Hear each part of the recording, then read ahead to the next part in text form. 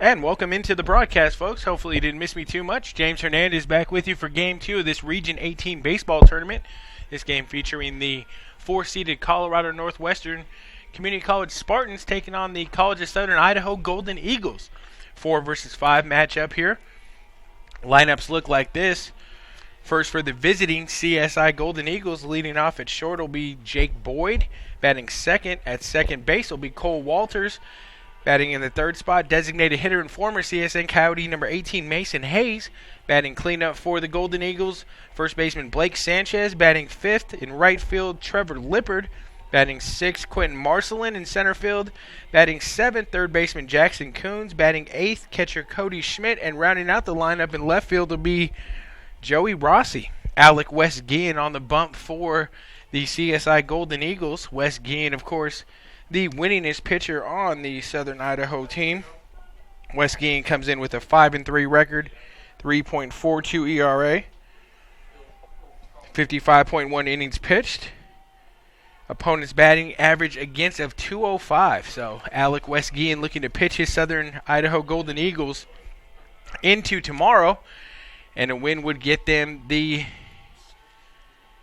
CSN Coyotes, unless, of course, there's going to be a loser's bracket game here following this. If the winner of that game is seeded lower than the winner of this game, the Coyotes will play the lowest seed tomorrow at noon. I know that's a little bit difficult to interpret, but like I said, CSN will play the lowest seed to advance from today's action tomorrow at noon, followed by Western Nevada at 3:30.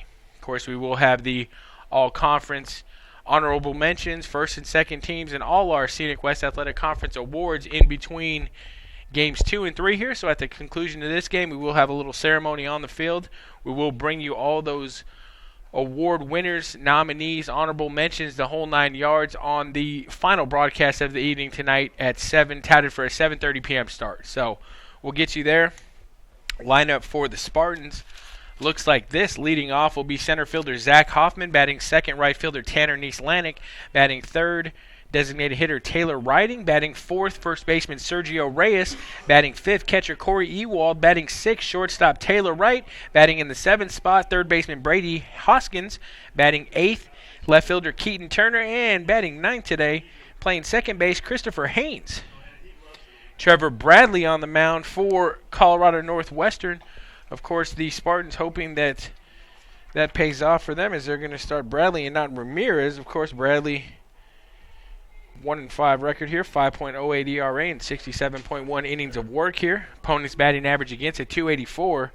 Of course, we all know Corey Ramirez to be the ace of this squad here. The 10-2 record, 3.55 ERA. Ramirez will be held out in the hopes that they do advance past this game here, and they get to throw Ramirez against CSN in game number 2 of the weekend.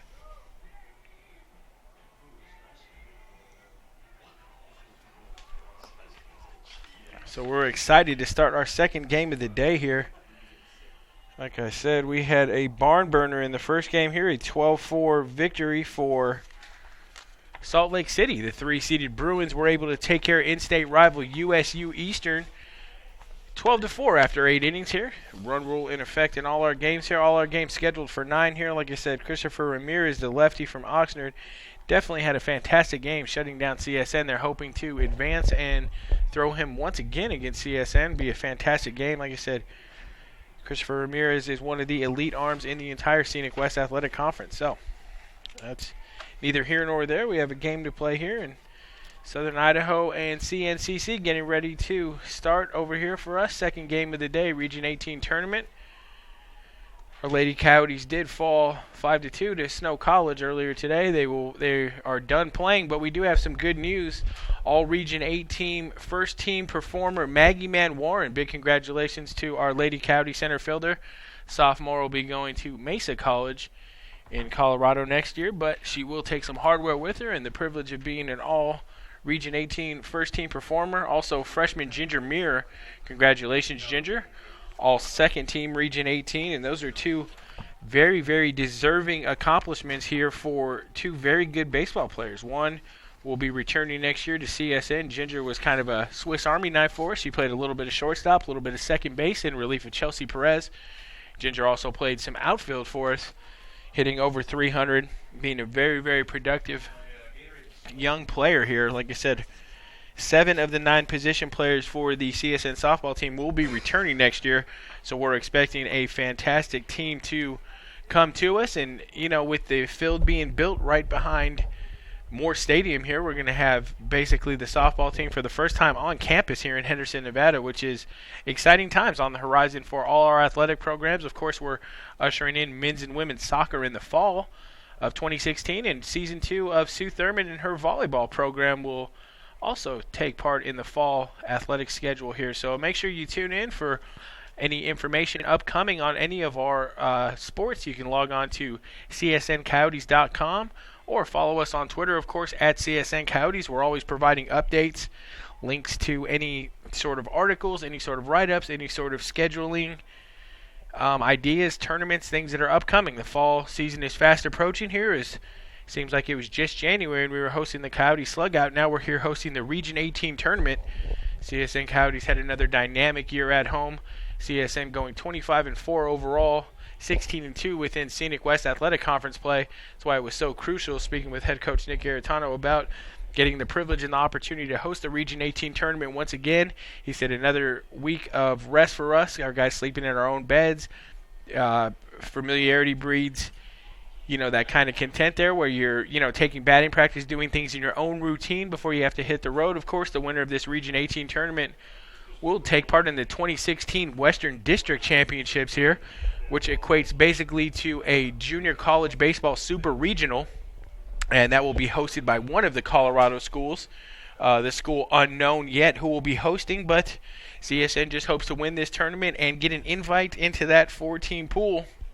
Of course, the winner of that will have the grand privilege of going to Grand Junction, Colorado, which has been the goal all year. We call it the road to Junction here for CSN. Finished just one loss short last year in a thrilling Western District final game versus Yavapai College. The Rough Riders were able to edge CSN out and get that bid to Grand Junction. Of course, the sophomores on this team still have a little bit of a bitter taste in their mouth, I would say, just unfinished business, and they're getting ready to hopefully make a run to finish it this season. But before that happens, we're going to go ahead and get this game underway here. Looks like we're going to stand here for the national anthem. And as we bring in this game here, like I said, a couple names we'd like to hint here and talk about before we get to the broadcast.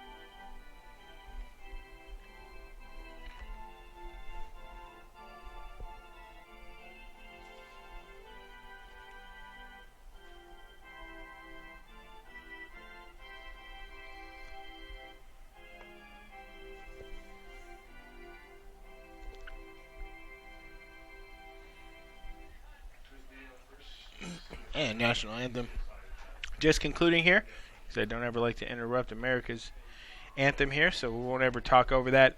The 4th-seeded team, the Colorado Northwestern Spartans, let's talk about them a little bit. CNCC improved to 4th place after finishing in the basement just a year ago. This Colorado Northwestern team is very, very capable here, both with the bats and with the arms here, where I talked about Christopher Ramirez not going in today's game. CNCC batting .273 on the season here collectively as a team. Players to look out for on this team include Tanner Nieslanik, who will be batting for the Spartans in the 2 spot. Right fielder Tanner Nieslanik is batting .358 on the season, 58 hits, 3 home runs, 32 RBIs. Corey Ewald, .270 hitter, 38 hits, 2 home runs, 35 RBIs. And, of course, Taylor Wright, Taylor Wright is going to be playing shortstop today, number 16. Taylor's numbers are fantastic as well. 311 batting average, 50 hits, 1 home run, 29 RBIs. Of course, we will not see Chris Ramirez. We're going to see Trevor Bradley. And Trevor Bradley here, 5.08 ERA, 67.1 innings pitched, 57 strikeouts, and 2 saves. So, like I said, Colorado Northwestern throwing us a bit of a curveball here, looking to obviously save Ramirez for a matchup, a showdown, if you will, with CSN. And that would be a fantastic game. Christopher Ramirez did absolutely dazzle in his start against CSN up in Region, Colorado, where the Spartans were able to unseat the Coyotes here. Coyotes did go 7-1 versus Colorado Northwestern during the regular season, or the only loss at the hands of Christopher Ramirez. So, like I said, it's going to be an interesting rematch. But that's neither here nor there for now. Trevor Bradley taking the bump here. 5.08 ERA, 1-5. More of a reliever. I mean, if I had to say so, he's tied for the team lead with Daniel Noss at 2 saves. So, see if the strategy pays off for Colorado Northwestern. CSI definitely has some capable bats as well. The 5th seed in this year's tournament. CSI finished the regular season with a 30-25 record, 11-23 in Scenic West Athletic Conference play. They were led by Trevor Lippard, batting .326, 43 hits, 16 RBIs, and former CSN Coyote Mason Hayes providing the power as a designated hitter in the lineup today, batting third, .309 batting average, 46 hits, 4 long balls, 30 RBIs, and Cole Walters, very productive as well, .298 batting average, 57 hits, 37 RBIs.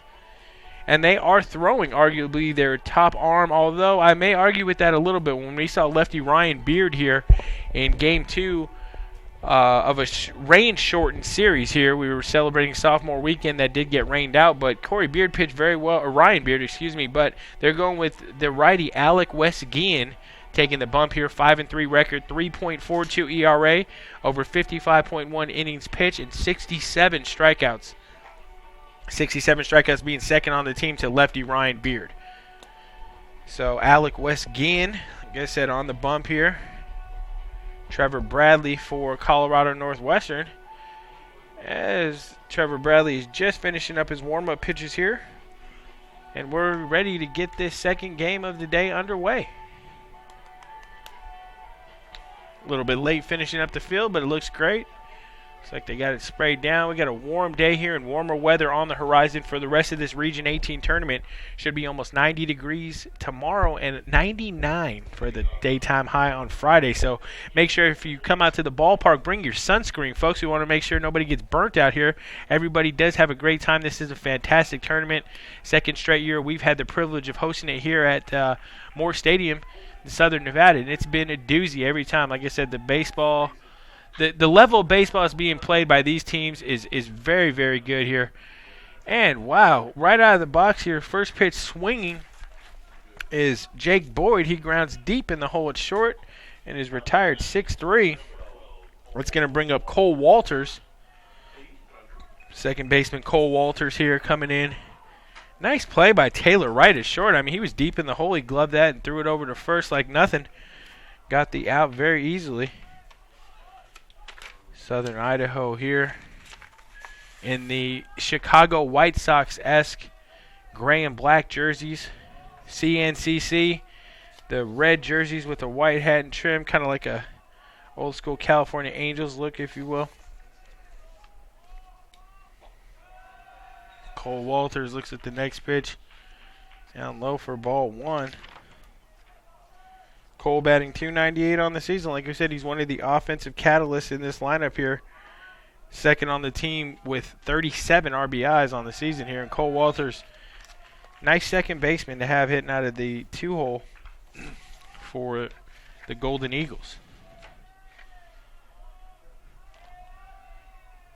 2-1 count here to Walters. And it's driven to short here. Oh! Second opportunity in a row does not go the way of the CNCC shortstop Taylor Wright. E6 is going to put Cole Walters aboard here. 1 out. Golden Eagles have 1 runner on base here. Said the error by the Spartan shortstop here, and that's going to bring up cleanup hitter Mason Hayes, or three-hole hitter Mason Hayes, excuse me. Big lefty, someone we're very familiar with here. Like I said, Mason was a member of the CSN Coyotes last year. Sophomore out of Jordan, Utah. Mason Hayes decided to transfer to CSI. It's good to see a former Coyote here back in Scenic West Athletic Conference play. Just don't do any damage to us, Mason. That's all we ask. First pitch to Hayes is taken low for ball 1. Hayes will be followed by Blake Sanchez, first baseman here on deck. 1 on, 1 out here, top half of the first inning. Spartans and Golden Eagles. Time is called at the plate by Mason Hayes here. Wants to make sure he has this at bat in order here. This is a big opportunity for Hayes. Coming back to Southern Nevada here, looking to do some damage.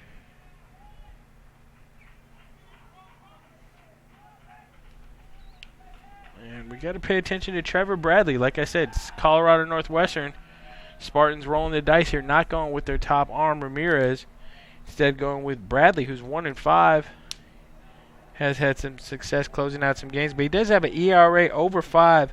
Opponent's batting average against 253. Not terrible, but like I said, let's see if he can reward his manager's faith. And the throw down to second base, not in time. Cole Walter swipes second. Stolen base in the books for Walters. Hayes now sitting in the catbird seat looking for something good to hit with a 2-0 count. Walters now on second base via the error.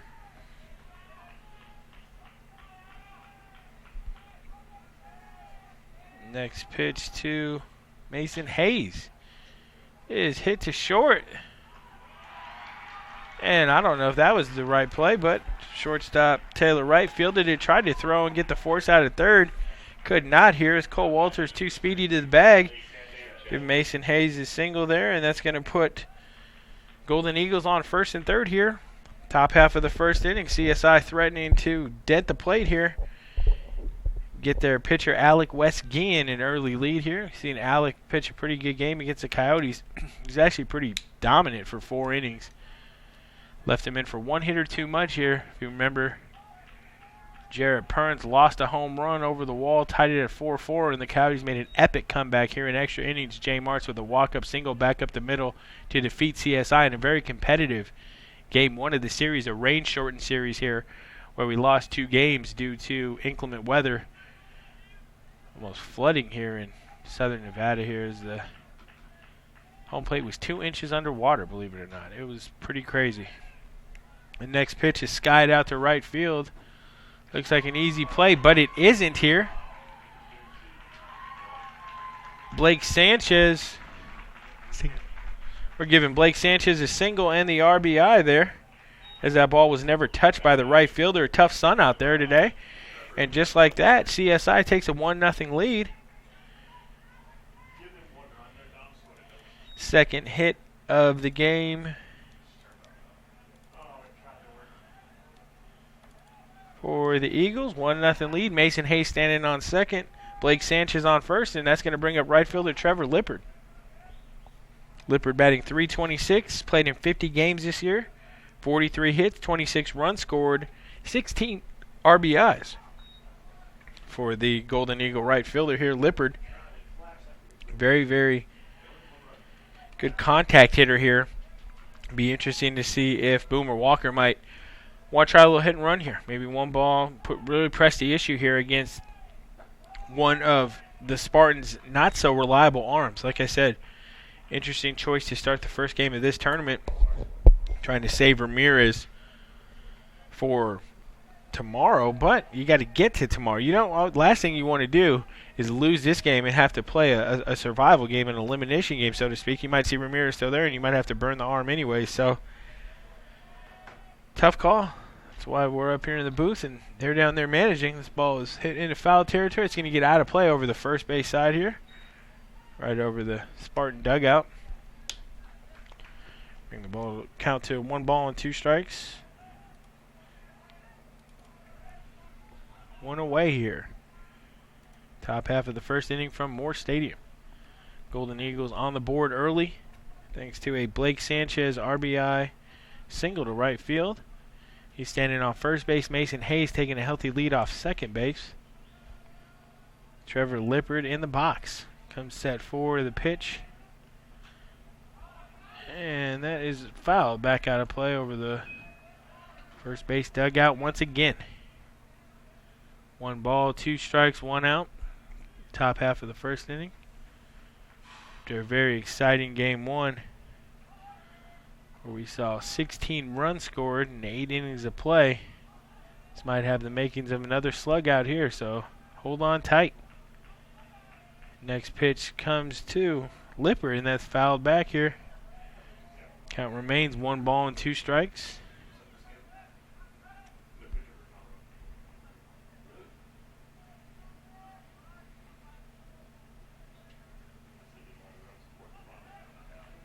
One half of the final game of the afternoon is set. We know USU Eastern will be playing in the 7 o'clock elimination game against the loser of this game. Will it be the Spartans or the Golden Eagles? Only time will tell. Next pitch is taken high for ball 2. Count now even at 2 balls and 2 strikes.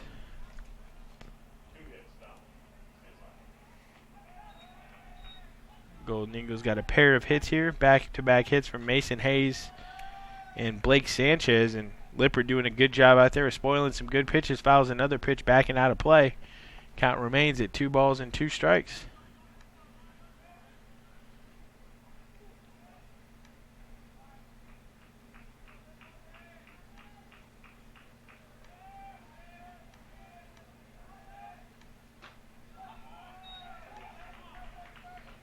And Lippard works the count full here, 3-2. Be interesting to see if Coach Walker has runners in motion here. Not the fleetest of foot, Mason Hayes at second base. Cleanup hitter Blake Sanchez, but if you can start the runners in motion, you may be able to avoid a double play, or a well-placed ball in the outfield gap may score 2. So we'll see what he has. Next pitch to Lippard is skied into center field. Should be an easy play, but we thought that about the right fielder too. Center fielder Zach Hoffman does come glove that for the second out of the inning. F8 to retire Trevor Lippard. 2 away now, and runner still on first and second for Quentin Marcelin. Center fielder Marcelin here steps in with a .298 average. 34 hits, 22 runs. Of those 34 hits, 16 of those are for extra bases. 18 RBIs for Marcelin, so he definitely has some pop in that bat. CSI looking to expose the Spartans for a couple more runs, but this is skied into shallow center field. Looks like the shortstop actually calls that off. P6 as Taylor Wright is able to glove it, and that's going to be the inning here. 1 run, 2 hits, 2 left on base, 1 error here as we head to the home half of the first inning. CSI leads CNCC 1-0 on the Coyote Sports Network.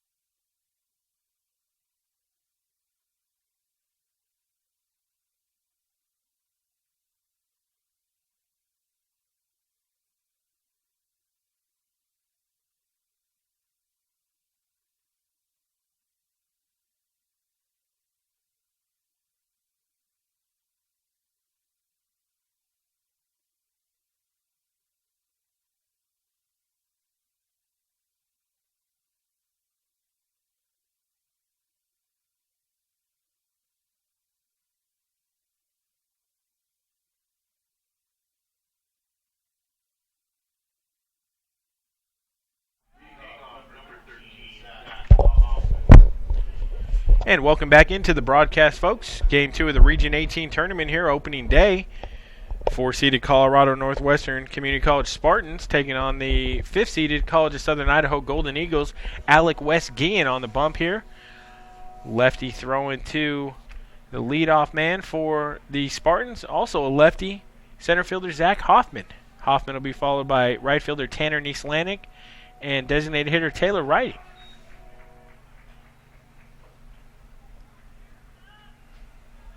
First pitch in there for a strike from Alec West-Guillen. Him and Beard give CSI a couple lefty options. That ball is hit to first base. Nice job by Sanchez here as he goes 3 unassisted to record the out.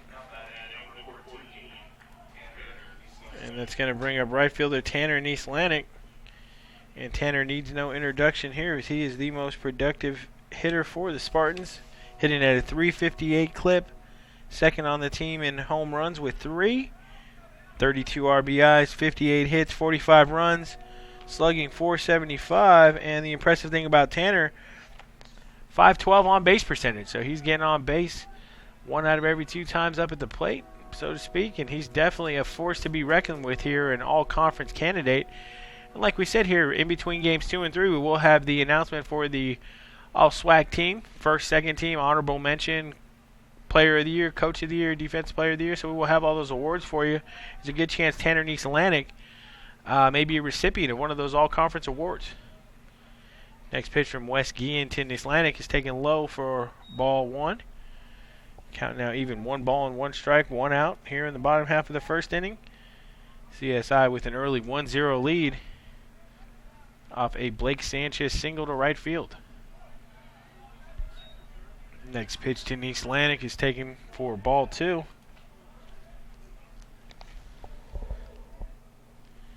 Cole Walters scoring the run. Of course, the run unearned as Cole Walters reached base off an error from the shortstop. But nonetheless, unearned runs are still runs in this game. Has CSI with a 1-0 lead. Nieslanik watches ball 3 go by here. 3 ball and 1 strike count for the Spartan right fielder. He'll be followed by Taylor Wrighting, Sergio Reyes, if anybody can get on. And the 3-1 to Nieslanik is taken inside for ball 4. And the Spartans have their first batter of the afternoon on base. And that's going to bring up Taylor Wrighting. 6'1 freshman, 190 out of Utah. Taylor on the season here, having himself a pretty solid year. 227, but he's made 52 starts, 37 hits, 27 runs, 43 RBIs for Taylor Wrighting, and that is tops on the Spartans team here. So even though Taylor Wrighting not necessarily doing it with the batting average here to impress you at 227, his RBI numbers and his power numbers more than make up for that. First pitch to Wrighting. It's in there for a called strike. West-Guillen off the mound throwing to first, trying to keep Nieslanik honest here. Nieslanik definitely, he's a threat to steal a bag here and there. 18 out of 19, so he's a real threat actually. He's the team leader. So you got to watch out for Tanner over there at first. He'll swipe a bag on you. Excellent breaking pitch from the lefty West-Guillen. Falls in there for strike 2. And Taylor Wrighting going to really need to protect here as he's behind in the count 0-2. Wrighting steps out of the box for a second here. Takes a practice swing and gets himself set for the 0-2 pitch from West-Guillen.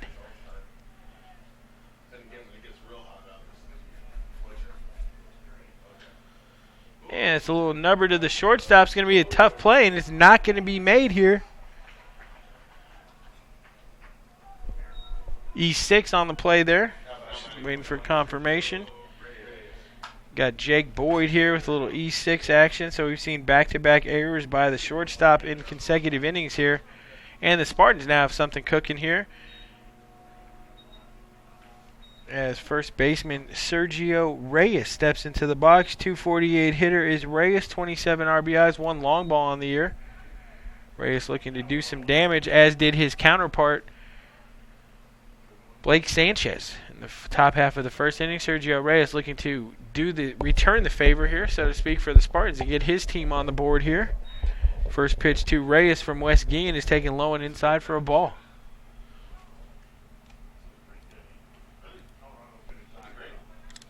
This Colorado Northwestern team can hit, like I said. Rolled the dice a little bit, not throwing Chris Ramirez in this opening game here. If it does pay off for him, it will pay off in a big way, because they will have a fresh arm to throw tomorrow at CSN. And Reyes, way ahead of one here, fouls it off the left field line here. Even the count at 1 ball and 1 strike. 1 out here in the bottom half of the first inning. Spartans looking to cash in on any opportunity they get.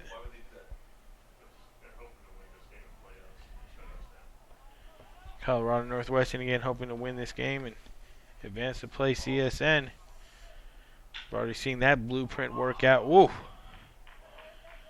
And that ball smoked up the left field line, just foul past third baseman. If that gets past him, got to think 2 runs are coming home for sure. Sergio Reyes here putting a couple good swings on a couple pitches here. Although he is behind in the count now, 1 ball and 2 strikes. He is seeing that ball very well out of Alec West Guian's hand. Lefty and righty matchup here tends to favor the right-handed batter if he can get ahead, if he can get the barrel of the bat ahead of his swing and make good contact. And it looks like Sergio Reyes has done that, albeit 2 foul balls his last 2 pitches. And Reyes goes fishing on a ball low and outside out of the zone here for swinging strike 3. Second out of the inning here.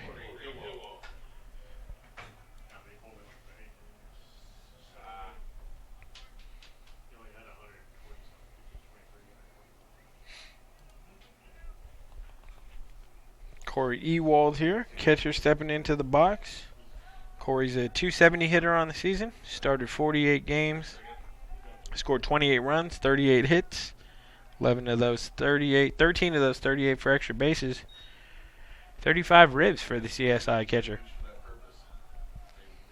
We've seen this team hit. You know, they can rake here a little bit. We've seen them score some runs, even though they weren't able to beat us here at Moore Stadium. They were able to capture 1 victory.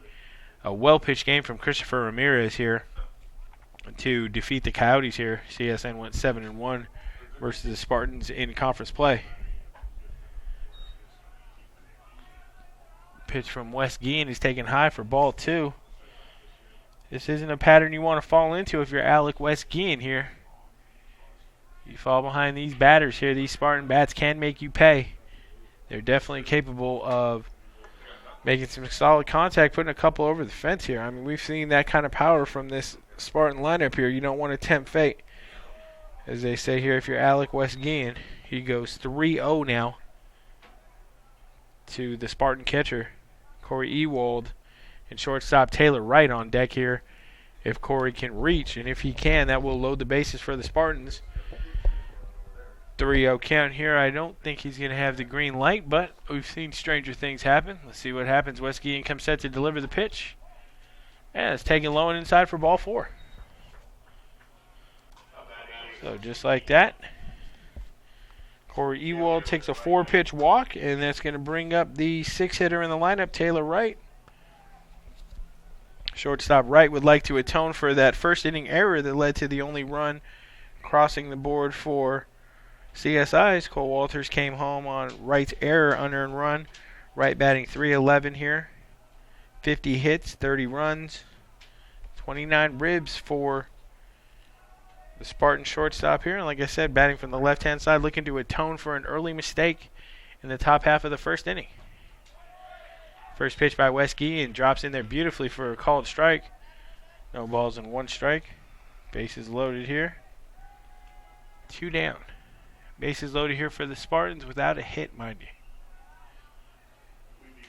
And an error in the base, an error in the inning to allow a runner to reach base and 2 walks. So West Guian, not his sharpest effort by any means, but he's looking to walk the tightrope here and get out of trouble. He's ahead in the count, no balls and 2 strikes now on the 6-hole hitter for the Spartans, seeing if he can leave the bases loaded, get his team back in the dugout with a lead. CSI leads CNCC 1-0 here. Just underway, Game 2 of the Region 18 tournament. Plenty of action the rest of the week here. Be with you Thursday, Friday, and Saturday. Oh, an excellent breaking pitch by Wes Gein here. Has Taylor Wright swinging out of his shoes. They leave the bases loaded here. No runs, no hits, 1 error, 3 left on base for the Spartans as we head to the top of the 2nd inning here on the Coyote Sports Network. CSI leads CNCC 1-0.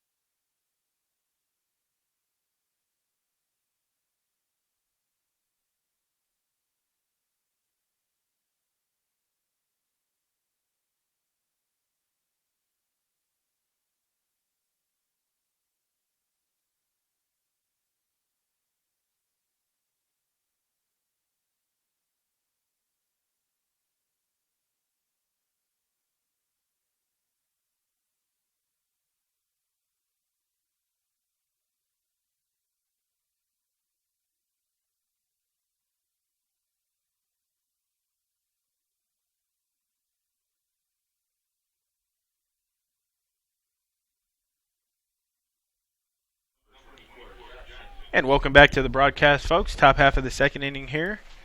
CSI leading CNCC 1-0. Coming up to the plate for the Golden Eagles will be the 7, 8, 9 hitters. Jackson Coons, followed by catcher Cody Schmidt and Joey Rossi here. Top half of the 2nd inning to face Trevor Bradley. Bradley danced around some trouble in the 1st inning, allowing just 1 unearned run after an error by the shortstop allowed Cole Walters to reach base. He came around and scored 2 batters later on a Blake Sanchez RBI single to right field, and that's where we're at right now. CSI 1 run, 2 hits, 1 error. For the Spartans, no runs, no hits, 1 error. Next pitch is taken low in the dirt for ball 2. 2 balls and no strikes to Jackson Coons, Golden Eagle 3rd baseman. And that 2-0 pitch is ripped right back up the box to center field for a single. Jackson Coons is on to lead off the top half of the 2nd inning for the Golden Eagles. That's going to bring up catcher Cody Schmidt. Cody batting .214 on the season. Made 38 starts, played in 43 games. Scored 25 runs, 27 hits, 5 homers, 18 RBIs for the Golden Eagle catcher.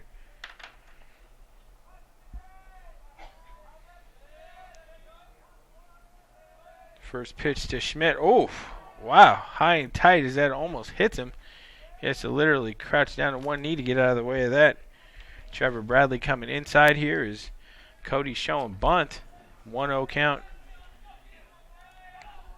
Cody looking to sacrifice Jackson Coons over to second base, get his 3rd baseman in scoring position here. Shows bunt again. And that pitch is also taken high for ball 2. Got to see if Coach Boomer Walker still has the bunt sign on or at a 2-0 count if he's going to allow his catcher, Cody Schmidt, to swing away and try to create another scoring opportunity for the Golden Eagles. 2-0 pitch to Schmidt is right in there. Oh, actually not right in there. Actually, bit outside for ball 3. And you can hear the CSI dugout getting fired up here. Trevor Bradley needs to find the strike zone in a hurry here as he's gone 3 straight balls to Cody Schmidt. Does not want to put the first 2 batters of the inning on base here. Recipe for disaster. 3-0 pitch is right down the heart of the plate by Bradley for a called strike.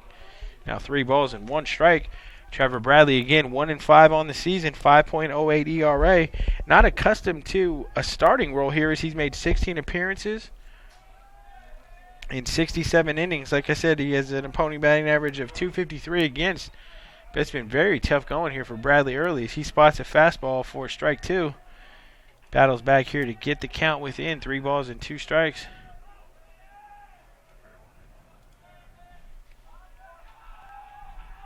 Three-2 from Bradley. And that's fouled back behind us out of play. Heads up, folks, as it lands at the top of the stands here.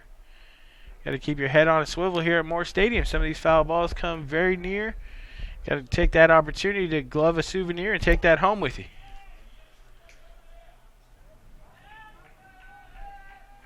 And we'll do it again. Trevor Bradley comes set to deliver the 3-2 pitch to Cody Schmidt. But first he'll call time here. And now the batter steps out of the batter's box. So we have double time. First from the pitcher, then from Cody Schmidt. And as Cody gets back in the box here, he comes ready to receive the 3-2 pitch from Bradley. And it's taken high for ball 4. So the throw down to second base is all for naught here. First two Golden Eagles reach base here. Single back up the box by Jason Coons, followed by a walk by Cody Schmidt. And that's going to bring up left fielder Joey Rossi. Rossi getting a chance to take some hacks with runners in scoring position. Rossi, a .234 hitter on the season. Played in 46 games, made 44 starts. 34 hits in those 44 starts, 28 runs, 19 RBIs for the 9-hole hitter and Golden Eagle left fielder. See if Joey Rossi can come up clutch here. Trevor Bradley steps off the mound and fakes back to second base. No throw.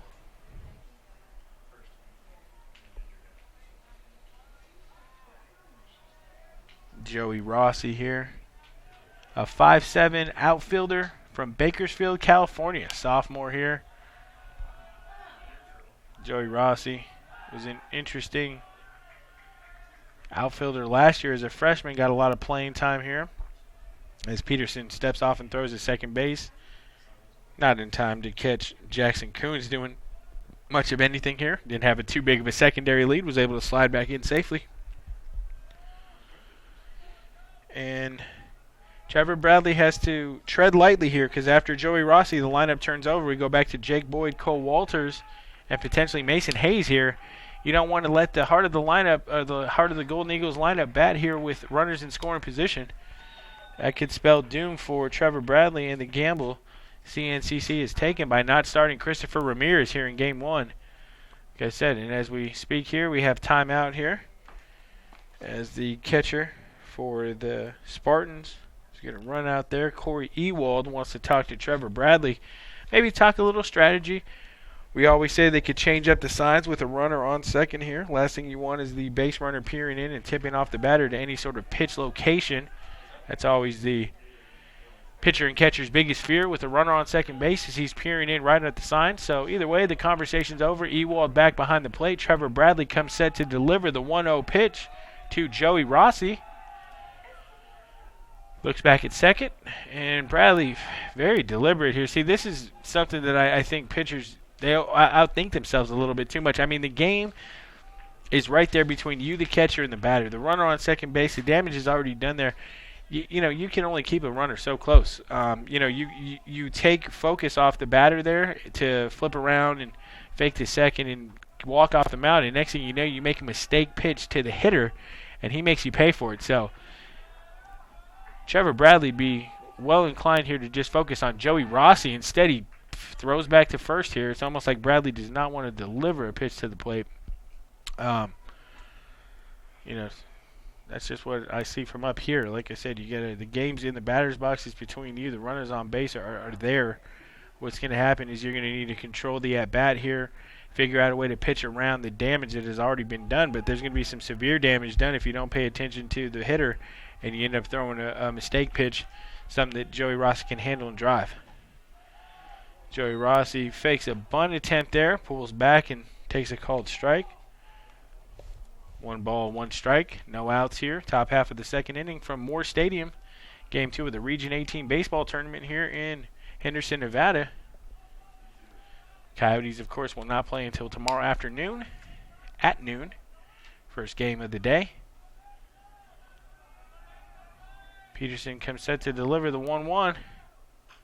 And Joey Rossi lays down a nice bunt. It's going to get back to Peterson and give Joey Rossi a sacrifice. 1-3 in the books. He does move Schmidt and Coons up 1 base here into scoring position. For Schmidt, Coons was already in scoring position, but now he's just 90 feet away. And we're back to the top of the order here, Jake Boyd. Shortstop Jake Boyd wasted little time as he swung at the first offering from Trevor Peterson, grounded that to short, was retired 6-3 in his first at bat. The Golden Eagle shortstop is looking for more here in his second plate appearance, looking to expand his Golden Eagles lead here. They lead 1-0 the top of the second. Nice hack there by Boyd. Just a little bit lazy. Fouls that back to the screen here. No balls and 1 strike.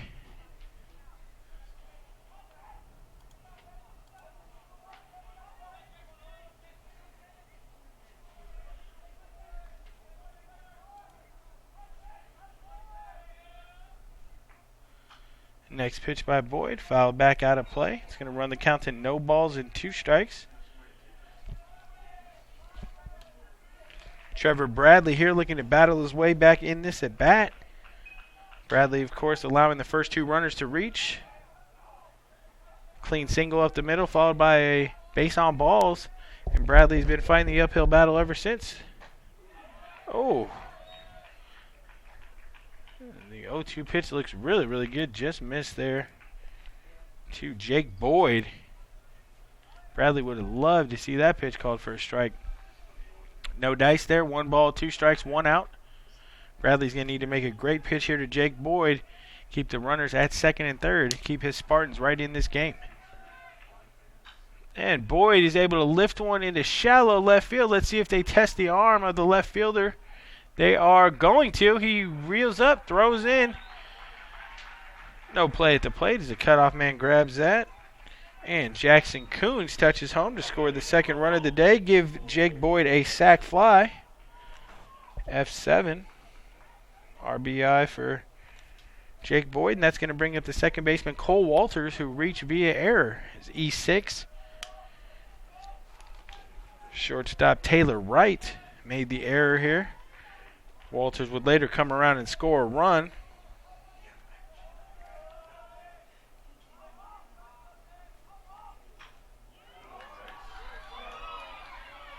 Cole Walters drives one to the right center field gap here, and that is going to plate a third run here. And Cole Walters is digging for third base, head for a slide, has him in there with a triple. And he and his teammates are fired up here as CSI has opened up a 3-0 lead early over the Spartans. And sometimes when you gamble, it doesn't always pay off here.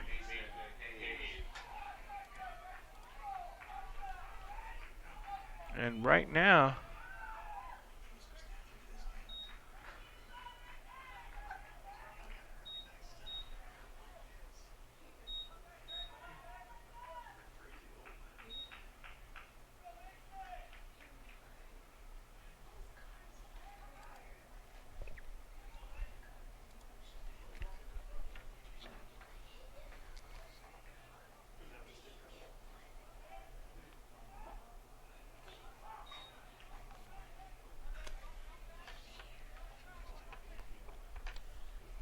Mason Hayes stepping into the box here with the runner at third base.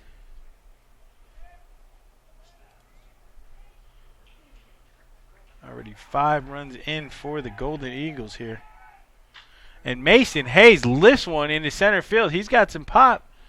Looks like that's going to get to the warning track here as center fielder Zach Hoffman gloves that for the final out of the inning. But damage done here. Mark that a F8 in your books. 4 runs, 2 hits, no errors, 1 left on base as we head to the bottom half of the 5th inning. Golden Eagles have a 5-0 lead over the Spartans here on the Coyote Sports Network.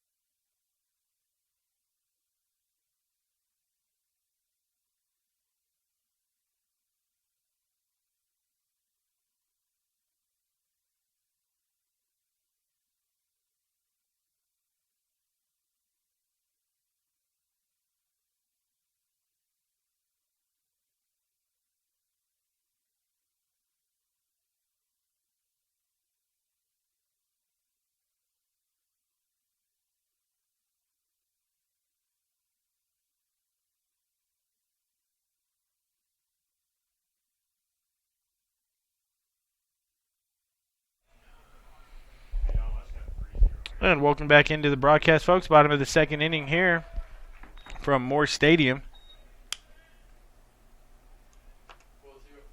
As it's 4-0 CSI. Bottom of the second inning here. Leading off for the Spartans, Brady Hoskins. He'll be followed by Keaton Turner and Christopher Haynes. 7, 8, 9 hitters for the Spartans. Trevor Bradley laboring here through 2 innings so far. CSI has gotten the best of him, gotten some great swings.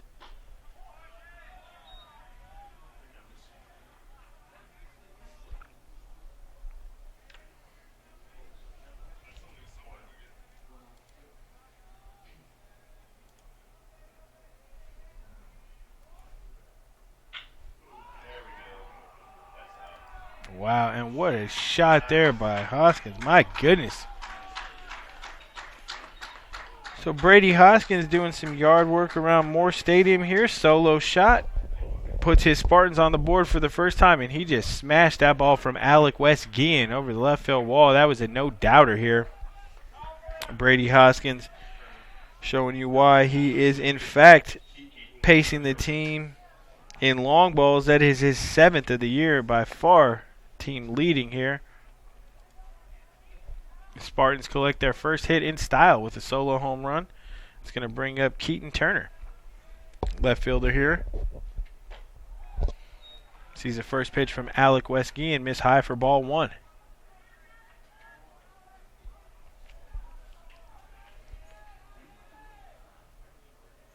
Next pitch from West-Guillen. This is low and outside for ball 2. Keaton Turner on the season. 268 hitter, 34 games played, 31 starts, 22 hits, 16 runs, 16 RBIs. Keaton Turner check swings here. They give a look up to the first base umpire. Says no go.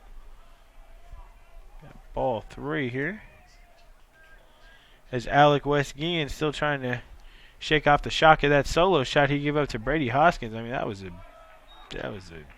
shot.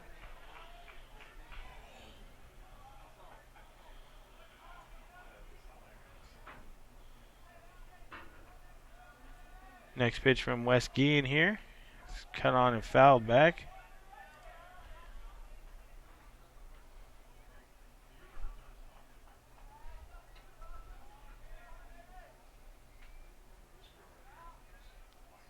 Lefty West-Guillen comes set to deliver the full count pitch. And it's taken inside for ball 4. First 2 Spartans of the inning reach base. I shouldn't say reach base. One came around. Brady Hoskins brought himself around here, third baseman, and that's going to bring up a 9-hole hitter, second baseman Christopher Haynes. Haynes a 219 hitter here. Shortstop.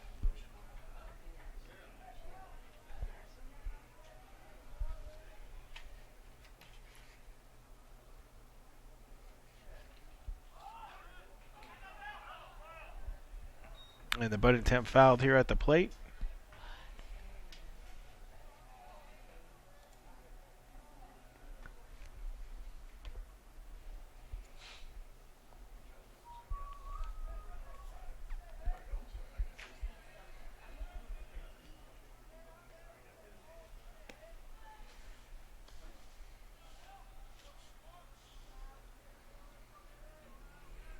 West-Guillen comes set to deliver the 0-1 pitch.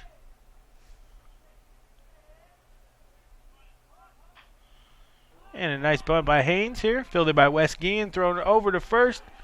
Not in time as he pulls his first baseman, Blake Sanchez, off the bag. It's going to be an E1 on a throwing error. Allow Christopher Haynes to reach base here. Spartans now have runners on first and second as the top of the order turns over for center fielder Zach Hoffman. Zach Hoffman was retired 3 unassisted his first plate appearance. Spartan leadoff hitter looking for a little better result second time around. Zach a 301 hitter on the season. Primed to take a shot here. 17 RBIs, 2 long balls. The lefty would love to get a pitch to hit here off Alec West-Guillen, even though it's a lefty-lefty matchup here. And the bunt down by Hoffman. Nice job. Third baseman comes up charging. Easily makes the throw over to first to record the out, 5-3. But Hoffman does advance the base runners 90 feet.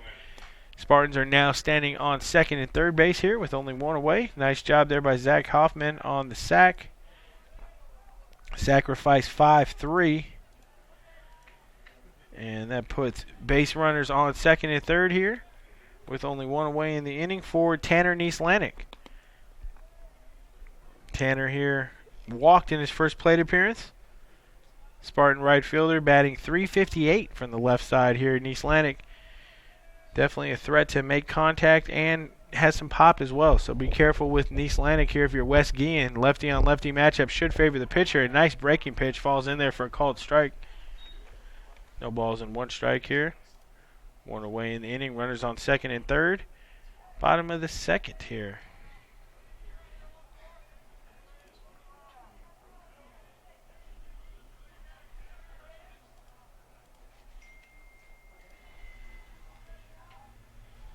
Next pitch from Wes Guillen. Ooh, just a little bit outside. Nice idea trying to attack the outside corner. Fortunately, it just comes up a bit short here.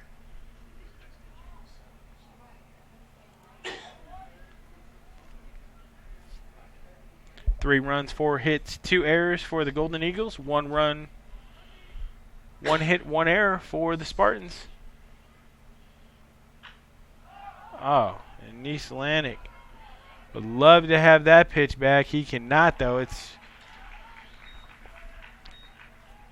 FF5. And that's not the way you want to be retired there. Nieslandic with a wasted opportunity there with runners at second and third and only one away in the inning. Now with 2 outs, it's up to designated hitter Taylor Riding. Reach via an error on the shortstop his first time up, but Riding here looking to put a clutch at bat together here. And if he can put one in the outfield, he may be able to tie this game up for the Spartans. Wes Guillen comes set to deliver to his third straight lefty. Oh, and that is high over the head of Riding for ball 1. But Wes Guillen facing 4 lefties in this lineup. Should be a matchup that favors him for the most part here. Always tough to hit off another lefty, but we got to see what Wes Guillen can do here, looking to walk the tightrope and get out of danger without allowing anything but the Brady Hoskins solo home run. The next offering from Wes Guillen is high and tight for ball 2.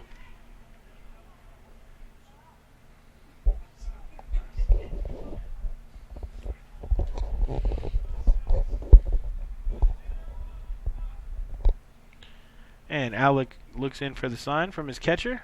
He's got it. Comes set to deliver the 2-0 pitch. And that does catch the outside corner for strike 1. 2 balls and 1 strike. 2 out here in the inning. Spartans on second and third base here, trailing by 2.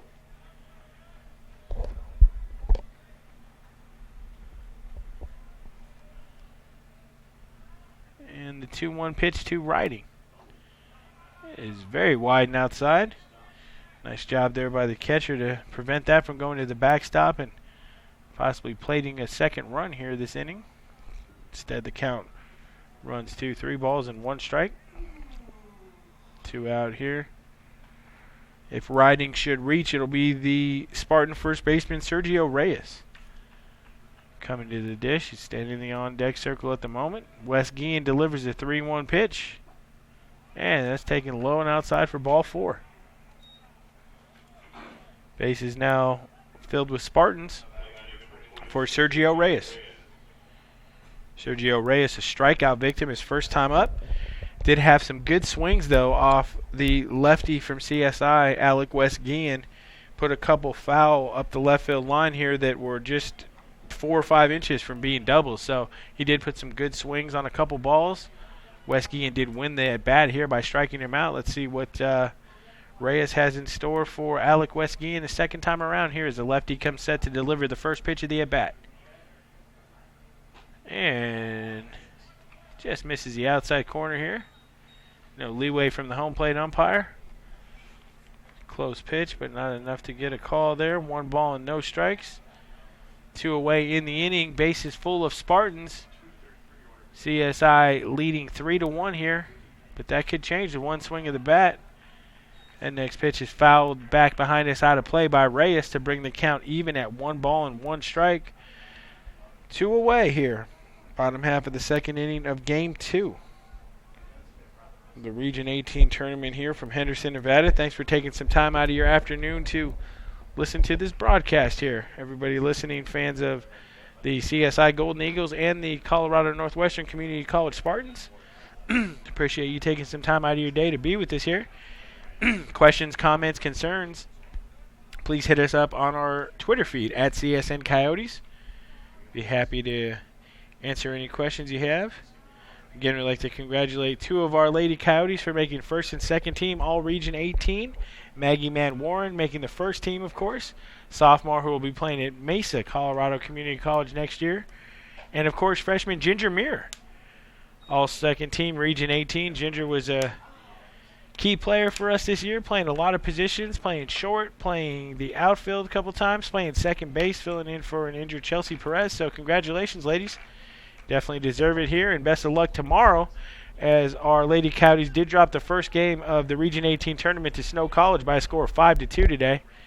Hopefully they can get back on the winning track tomorrow and keep their postseason hopes alive. Like I said, good luck up there, ladies. We'll keep you informed of the broadcast. Live stats will be available tomorrow for the Lady Coyotes game up in Taylorsville, Utah at www.sidearmstats.com/SLCC/softball. We will tweet that out as well. Give you all the information and start time tomorrow. Alec Wisgian comes set to deliver the 2-2 pitch. And we're going full here. 3 balls, 2 strikes, 2 outs. Base is full of Spartans here. Sergio Reyes working a quality at bat here as he's worked the count full. Alec Wisgian here laboring a little bit, but walking the tightrope here and able to dance out of danger so far. But Sergio Reyes looking to change that with 1 swing of the bat here. 3-2 pitch to Reyes. And we'll do it again as it's fouled back and out of play behind us here. Alec Wisgian definitely having to work hard here through 2 innings. See what his pitch count. We'll get his pitch count here at the next opportunity we have. But like I said, Sergio Reyes here working now. That was his 6th pitch of the at-bat that he's seen. Working the count full 3-2. Should Reyes reach, it'll be catcher Corey Ewald getting the next hack at Alec Wisgian. He comes set to deliver the 3-2 pitch to Reyes. And that's a wild pitch. Low and outside for ball 4 anyway, so it's a moot point. Give Sergio Reyes an RBI on the base on balls. And the Spartans now cut the CSI lead to 1 run at 3-2. So a great at-bat there by Reyes. Very productive at-bat. Spartans now trail 3-2. And they still only have 1 hit. The 1 hit being a Brady Hoskins launch pad shot over the left field wall. Other than that, all these base runners and all this traffic on the base pass has been created either via error or walk by Alec Wisgian and his manager, Wilmer Walker, coming out to have a conversation with Alec Wisgian. This is definitely not the sharpest we've seen this lefty. Corey Ewald here stepping into a fantastic situation here. What an opportunity for him to get a clutch base hit and really put this game in the Spartans' favor for the first time all afternoon. So these are the kind of at-bats you look forward to.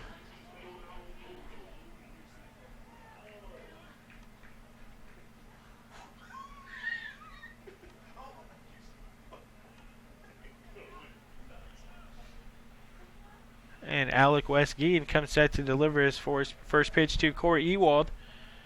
The Spartan catcher walked his first plate appearance here, looking to do some damage. Instead, he's fooled on a breaking pitch here. Swings over the top of it. A little half check swing here for strike 1.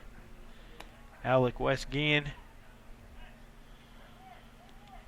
trying to find his rhythm out on the pitching mound here. Has not been able to do it here through 2 innings. Had a tough bottom of the first inning that he was able to escape without any runs. Not so much luck here as Brady Hoskins took him deep, and he has really labored to consistently find the strike zone. 1 ball and 1 strike here in the at-bat, 2 away in the inning. Bases full of Spartans.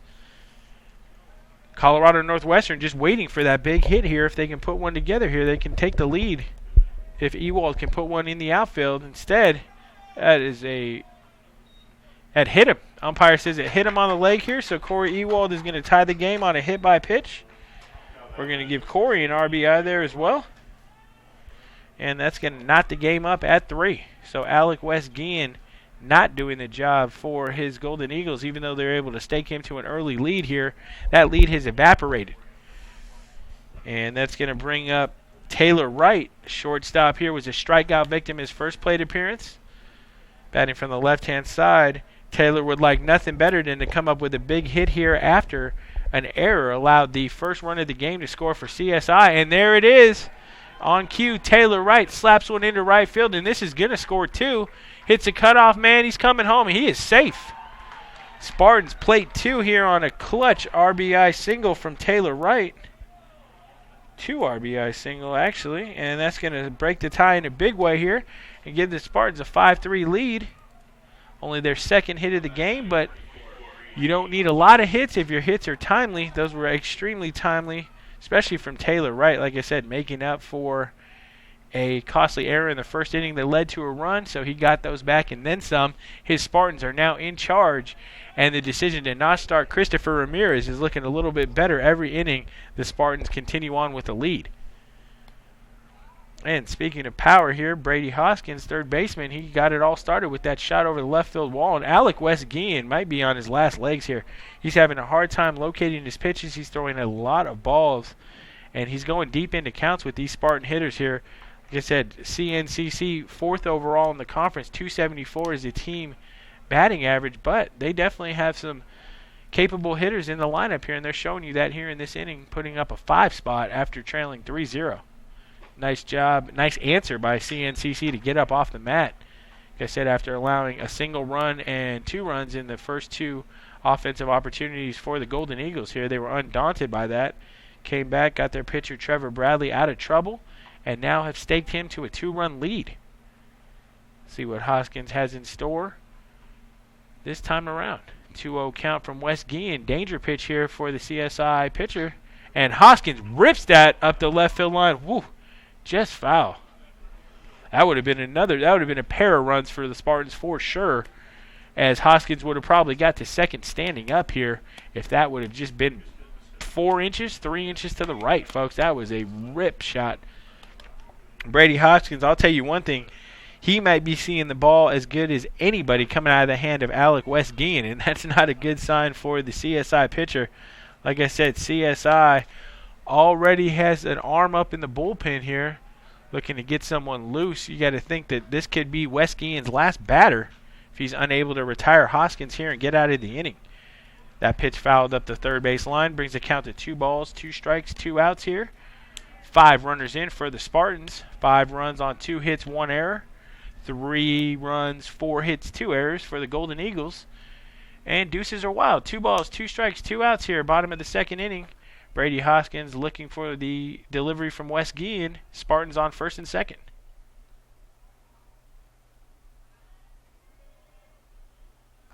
West Guillen delivers the pitch. And swung over the top and missed by Hoskins. So West Guillen does strike out Brady Hoskins, strand 2 on, but Spartans are able to plate 5 runs, 1 hit, 1 error, 2 left on base here. And as we head to the top of the third inning, it's a brand new ball game, folks. Spartans lead the Golden Eagles 5-3 on the Coyote Sports Network.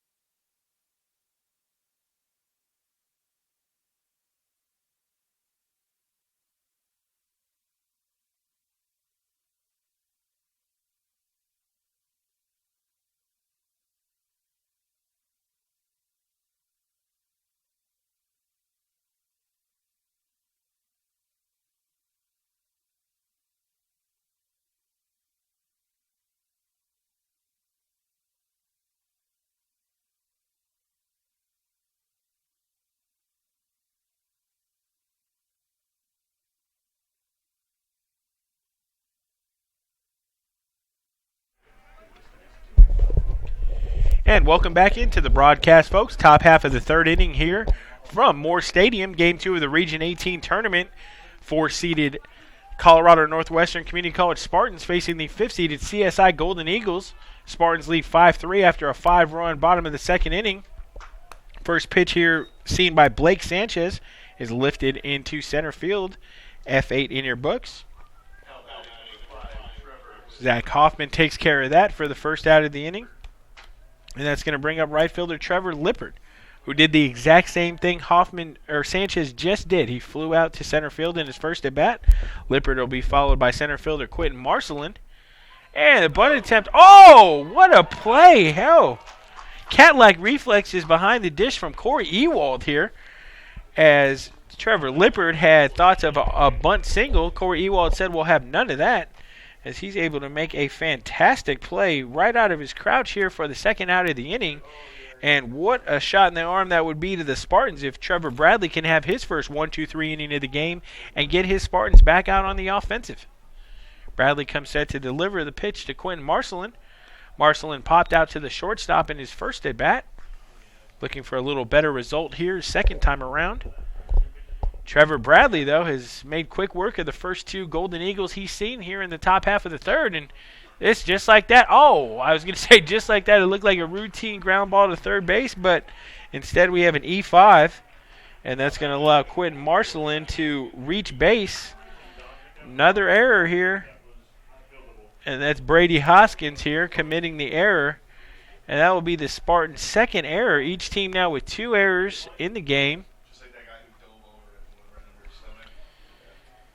And Quentin Marcelin reaching via E5. That's going to bring up Jackson Coons. Jackson, third baseman, singled in his first plate appearance and came around to score a run. So Jackson Coons looking to keep things going for CSI. Coons left-hand hitting third baseman here, looking for an opportunity to get his Golden Eagles back in the scoring column here. Trevor Bradley looking to finish off this inning as he started here. Very dynamic, getting 2 quick outs here. That pitch fouled off here. No balls and 1 strike, 2 outs in the inning.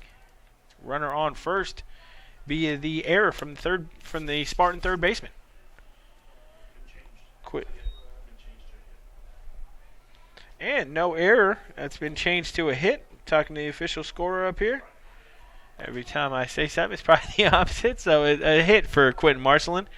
We'll give the CSI center fielder an infield single. It's a tough ball to handle over at third base. So official scorer did rule that a hit. So Quentin Marcelin on first with a single to third base. And the count now 1 ball and 1 strike, 2 away in the inning. Trevor Bradley looking for his first easy inning. First scoreless inning as well here for the Spartans if he can retire Jackson Coons. Timeout called at the plate here. Coons steps out here, adjusts his batting gloves, looks to get back in here and take his hacks against Trevor Bradley. Tell you one thing about Trevor Bradley, 5'9" sophomore out of Riverton, Utah. This is a game where I don't know if he knew he was going to get the start the whole time, or if they, disguised it, whether they were going to start Ramirez. But Trevor Bradley, a guy who's usually coming in a relief role, has definitely done his job here. Nice job there by Bradley with that pitch, catching outside corner for a strike. Count now 2 balls, 2 strikes, 2 outs. Top half of the third. Spartans lead the Golden Eagles 5-3. Perfect day. Weather's starting to blow in. Just a little bit of wind here, just enough. And the pitch here, steal attempt is going to get there in time as Quentin Marcelin swipes a bag and gets himself in scoring position here.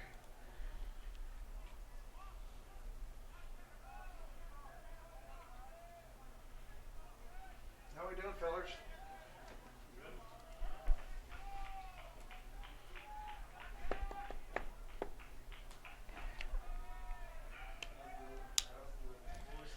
Trevor Bradley looking in here, looking to make a quality pitch here, 3-2. Runner now in scoring position at second base.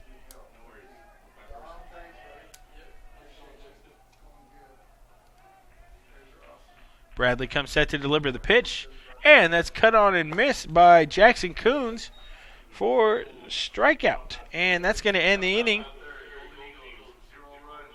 No runs, 1 hit, 1 left on base, no errors as we head to the bottom of the 3rd inning here from Moore Stadium. Spartans lead the Golden Eagles 5-3 here on the Coyote Sports Network.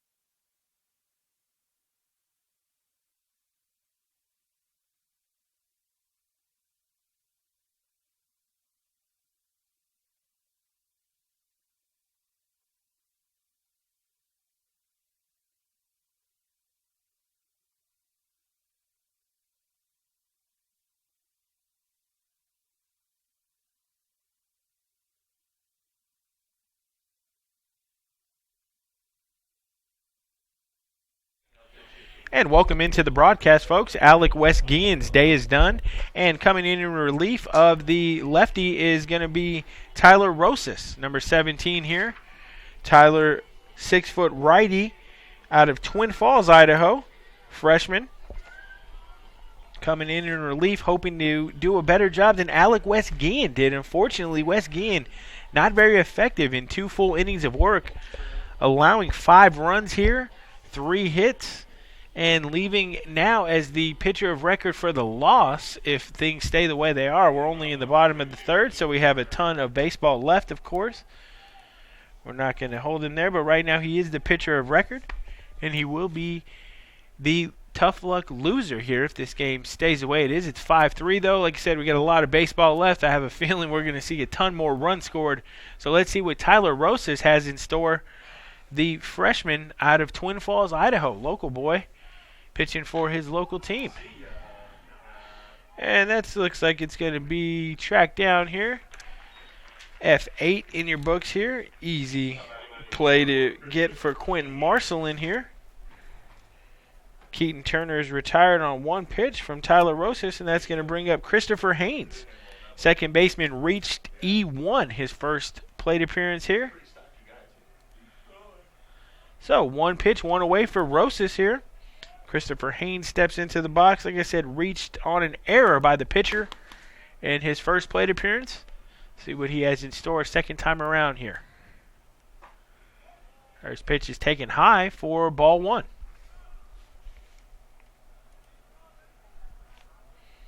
Christopher Haynes comes to us batting .219. 9-hole hitter here. Slick fielding second baseman for sure.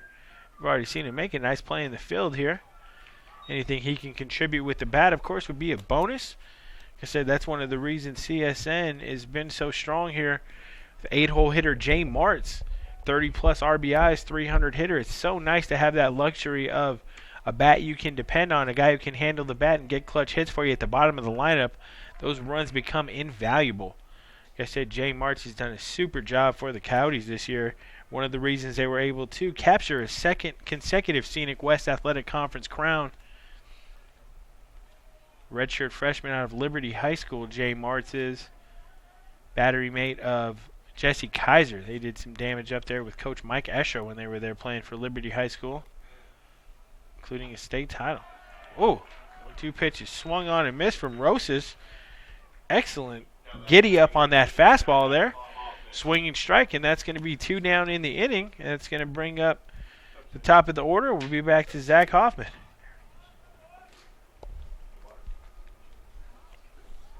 Zach Hoffman was retired in his first at-bat, 3 unassisted. Second time around was retired 5-3. See what the Spartan center fielder has in store for his 3rd plate appearance against Tyler Rosas. Rosas comes set to deliver his first pitch to Hoffman. And that's sliced up the left field line. Left fielder's got a beat on it. Laying out in foul territory. Unfortunately, unable to come up with the ball. It's just going to be a strike there. Nice job, though. And Tyler Rosas has to give his left fielder here Joey Rossi, an applause there. Anytime you have your left fielder selling out trying to get a ball for you, that's exactly what you want to do. Those are the kind of plays your pitcher appreciates. Whether you're able to secure the out or not, that's really irrelevant. Just that you're selling out, trying to make a play for your pitcher here, trying to get your team out of the inning, back in the dugout. That's exactly what matters here. Tyler Rosas looking for a 1-2-3 inning as he came in relief of Alec West-Guillen, who struggled here, allowing 5 runs in the bottom half of the second inning. Rosas comes set to deliver the pitch to Hoffman, and Hoffman rips this into the hole between first and second base here into right field. It's going to be a single for Zach Hoffman, and that's going to bring up right fielder Tanner Nieslanik. And Nieslanik 0 for 1. He had a walk in his first plate appearance. Fouled out to the third baseman his second time up. That was a tough foul out as he did that with bases loaded. And Tanner Nieslanik, a .358 hitter on the season, doesn't do that too often. 32 RBIs, slugging .475, has an on-base percentage of .512. So you got to think Tanner Nieslanik here looking to put one in the outfield and get this rally, the 2-out rally started here for his Spartans. Rosas comes set to deliver the first pitch to Nieslanik, and it's taken wide and outside for ball 1.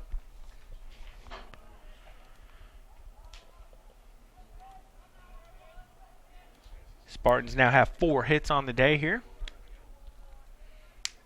I said this Spartan team, give them an opportunity with the bats, they usually do come through. They have so far. Like I say, Tanner Nieslanik, nobody better to have up at the plate for Colorado Northwestern, batting .358 on the season. That was good enough for 5th in the Scenic West Athletic Conference. Of course, Mitch Berryhill leading the entire conference at .438. Drew Newson for CSN coming in at .383 clip. Then you also have Austin Pitcher for Utah State University Eastern batting nearly .360 as well. Like I said, some very, very productive batters here at the top of the leaderboard for the Scenic West Athletic Conference. Rosas now behind in the count. 2 balls, no strikes.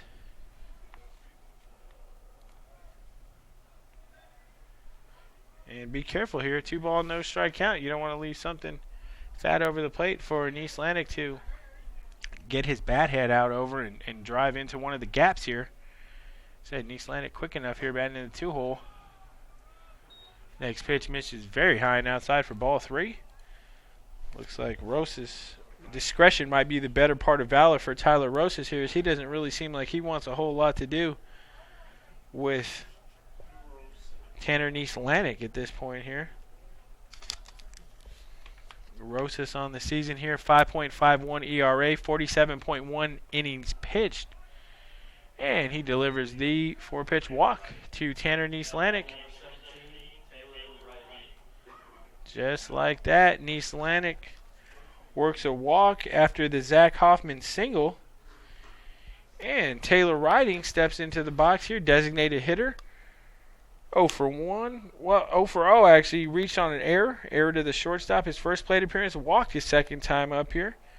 The Spartan designated hitter looking for a clutch hit here to expand the Spartan lead.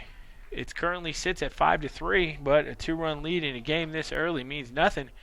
You're going to have to keep piling up the runs if you want to get a W here. Salt Lake, of course, was able to pound out 12 runs on 19 hits against USU Eastern in our first game. And it may take double digits here to win this game as well. So strap your seatbelts tight.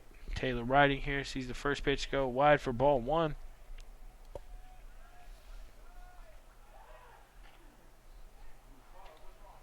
Close play back at second as Rosas throws back behind Zach Hoffman. Slides back in time.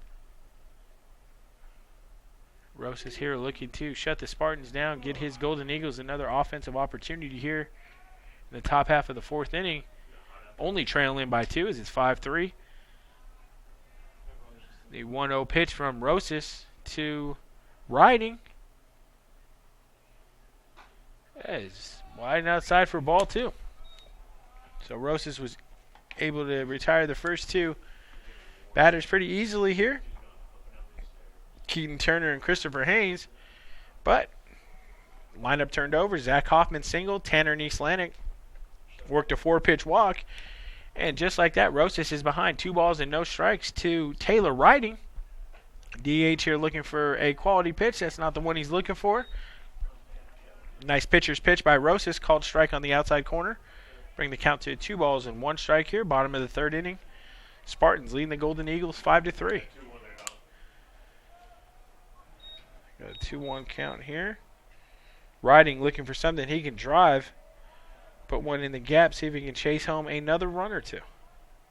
Rosas delivers to Riding, and that's, right on the outside corner here. Riding looked back at the home plate umpire, not agreeing necessarily with that call. And instead of a 3-1 count, we're at 2 balls, 2 strikes, 2 outs. So we got deuces wild here. Bottom half of the 3rd inning. Exciting game so far. 8 runs scored and not even 3 innings of play.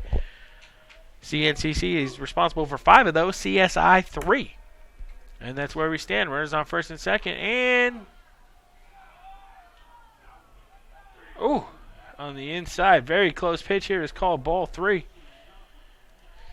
So Taylor Riding has no idea where the strike zone is.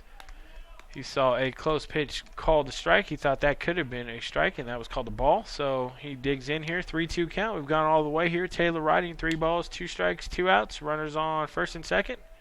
Rosas comes set to deliver the 3-2 pitch. And instead he fakes back off the mound, looks at second, no throw. Zach Hoffman back in plenty of time here.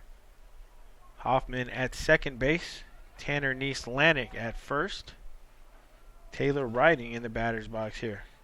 Lefty designated hitter here. Comes set for the full count pitch from Rosas. And we'll do it again as he fouls it back to the screen. 3 balls, 2 strikes. Wow.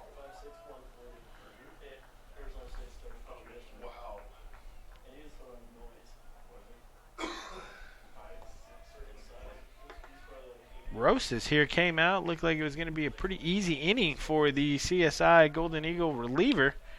Not so much, as the Spartans have worked this rally here, gotten 2 runners on with 2 outs. And the 3-2 pitch to Riding is fouled back out of play off the left-hand side. Left fielder gives it a look, well out of play. And we'll do it again. 3 balls, 2 strikes, 2 outs. Bottom half of the 3rd inning. Spartans lead the Golden Eagles 5-3. Final game of the day will be between the USU Eastern Eagles and the loser of this contest here. The loser of the final game of the evening will be eliminated from this Region 18 tournament, so we will send someone packing here after day 1. And nice breaking pitch there by Rosas to retire Taylor Riding.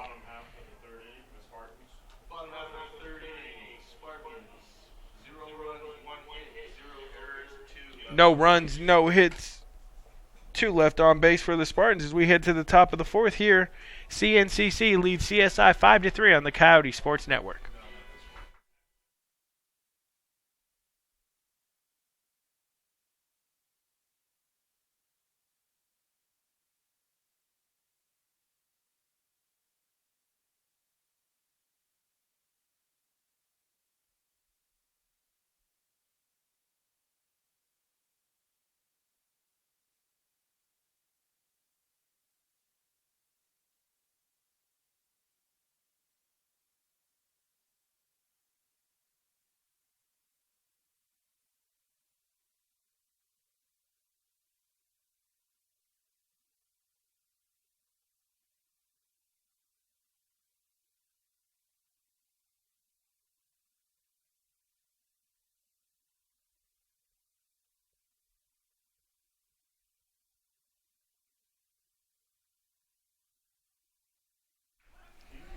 And welcome back into the broadcast, folks. Top half of the 4th inning here from Moore Stadium.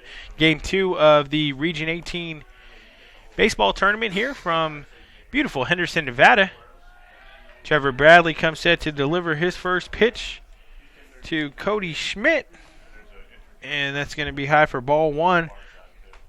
Cody walked in his first plate appearance. Cody will be followed by left fielder Joey Rossi. And back to the top of the order with shortstop Jake Boyd. Second pitch here to Cody, misses for ball 2. 2 balls, no strikes. Trevor Bradley was able to navigate his way through his first scoreless inning here, and he's hoping to do the same, but unfortunately falls behind Schmidt 3-0. Last thing you want to do is give a free pass to the leadoff hitter in the inning here. Start things off. Trevor Bradley comes set, looking to deliver a strike. He does not. 4 wide ones to start the inning for the Spartan reliever slash starter. He's turned into a starter here for this tournament. Like I said, they're starting to save Christopher Ramirez. Hopefully they'll have an opportunity to complete the victory here and throw him against CSN tomorrow. So long way to go there. Joey Rossi steps into the box here. Sacrificed 1-3. His first plate appearance here. His second time up, and Joey shows bunt again. That ball is taken for a called strike. Rossi looking for his second sack and as many at-bats here, looking to move Cody Schmidt into scoring position here. Cody, of course, reaching on 4 consecutive balls, 4-pitch walk. Not what you want to see from Bradley. Though Bradley fighting back tough here. The next pitch fouled off for a strike.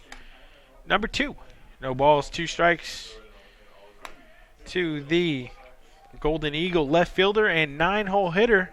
After Rossi will turn the lineup over. Jake Boyd, Cole Walters guaranteed to bat, and if anybody reaches, it'll be the designated hitter Mason Hayes.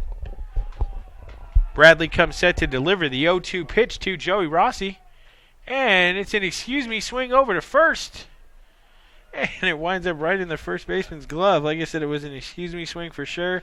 Sergio Reyes has to back up on it a little bit. P3 is going to retire Joey Rossi, and we're back to the top of the lineup with shortstop Jake Boyd. Jake Boyd grounded out to the shortstop in his first plate appearance, swinging at the first pitch of the game, and then hit a sacrifice fly to left field, F7. Got him an RBI here in the books. So Jake Boyd is responsible for one of the 3 RBIs here. 1 out in the inning here. 1 on. Jake Boyd looking to further his cause here. Top half of the 4th inning. Golden Eagles trailing the Spartans 5-3. See what Jake Boyd has in store for this next opportunity. And Jake Boyd skies this on the infield here. It's got to be infield fly rolls. It's going to eventually come down in the glove of the second baseman, Christopher Haynes. He squeezes that. P4 to retire Jake Boyd, and that's going to bring up second baseman Cole Walters. Cole Walters reached on an error from the shortstop, stole a base, and then was able to plate an RBI on a triple here. Cole Walters was on his horse here, sliding headfirst into third with a triple to plate the 3rd run of the game for the Golden Eagles here, and that was the end of the scoring so far. So Trevor Bradley here looking to get his second scoreless inning of work in, which would be fantastic here, as they have definitely needed a shot in the arm, and Trevor Bradley's giving it to him. Breaking pitch is not a good one to throw on as they throw down. The runner beats that for a straight steal. Cody Schmidt is now in scoring position with a stolen base. And Cole Walters awaiting a pretty nice 2-0 pitch, hopefully, for him.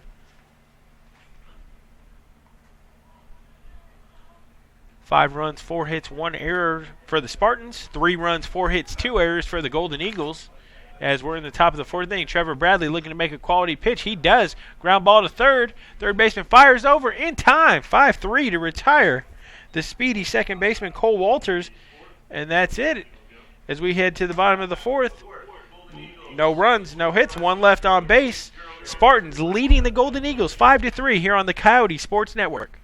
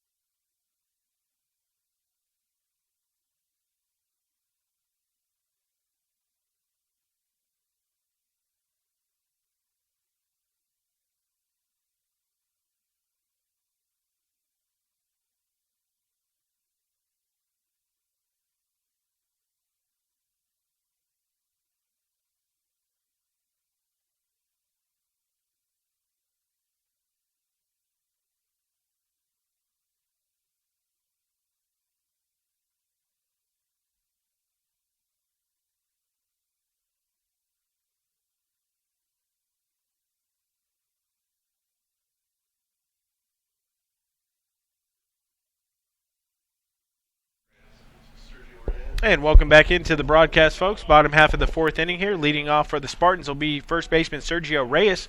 Reyes will be followed by catcher Corey Ewald and shortstop Taylor Wright here in the bottom half of the fourth inning for the Spartans. Tyler Rosas able to allow 1 hit, 1 walk, 2 strikeouts. Get through his first inning of relief unscathed. First pitch to Reyes is outside for a ball.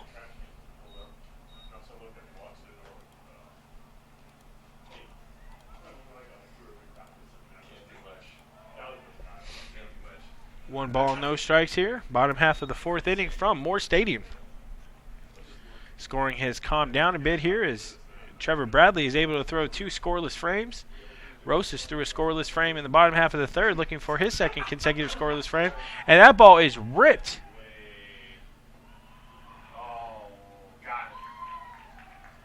Not hit nearly as well as I thought here. Reyes, F7. Looked like he got a little more of that than he ended up getting here.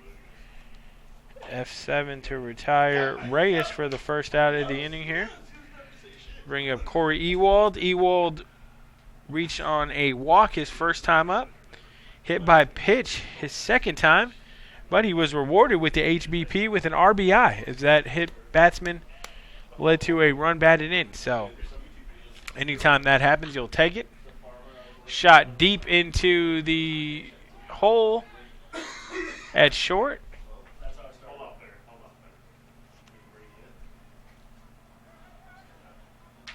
E6.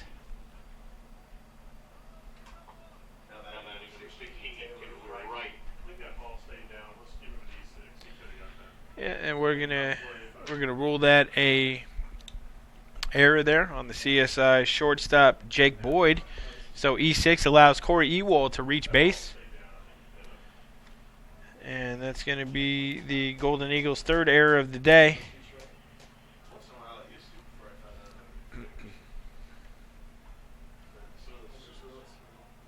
Taylor Wright steps into the box here. First pitch is cut on and missed. Wright struck out his first plate appearance, but made up for his first inning error with a clutch 2 RBI single here that broke the tie and gave the Spartans their first lead of the afternoon. It was a 3-3 game when Taylor Wright stepped into the box here. He had a clutch single over into right field, plated 2 runs here, and the rest is history. Spartans are now up 5-3 as we work here in the bottom of the fourth inning. Tyler Rosas comes set to deliver his next pitch to Taylor Wright, and that's taken high for ball 2.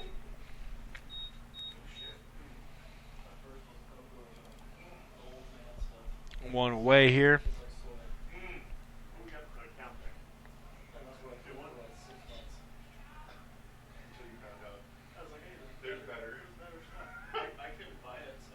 Next pitch to Taylor Wright.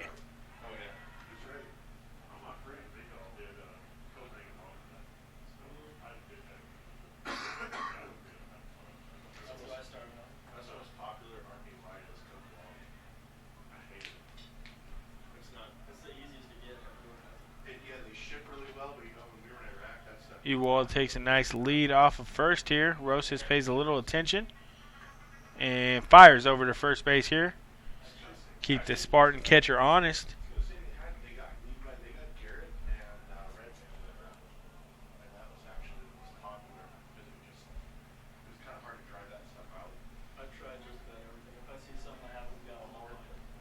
Taylor Wright looking for similar results from his last at bat here. An RBI single to the right side. Plated 2. Instead, here that ball's in the dirt, and I don't know why the catcher threw over there. He had no chance to get Ewald, who was already on the move. We're going to give Ewald a stolen base there.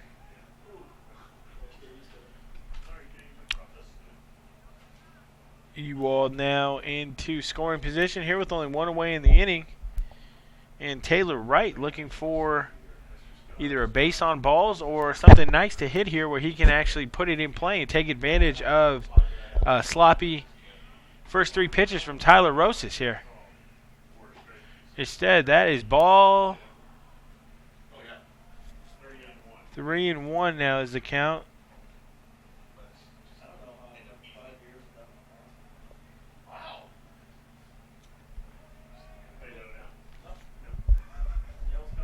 third baseman Brady Hoskins on deck here. Hoskins does have a solo home run and a K here in this game. He'd love to hit with some ducks on the pond here. Taylor Wright trying to oblige him here as he works to count full now, 3 balls and 2 strikes. Tyler Rosas looking to come back here and record the out after falling behind 3-0 to Taylor Wright. Shortstop here for the Spartans.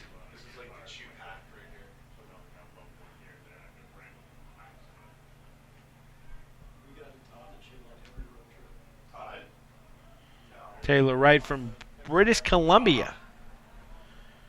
Neighbors to the north here, freshman, 6'2", 170.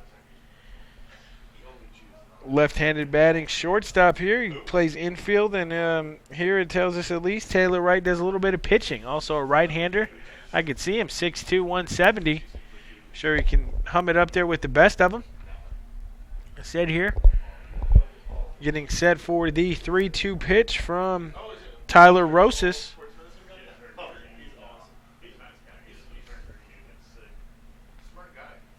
And the 3-2 in the dirt for ball 4.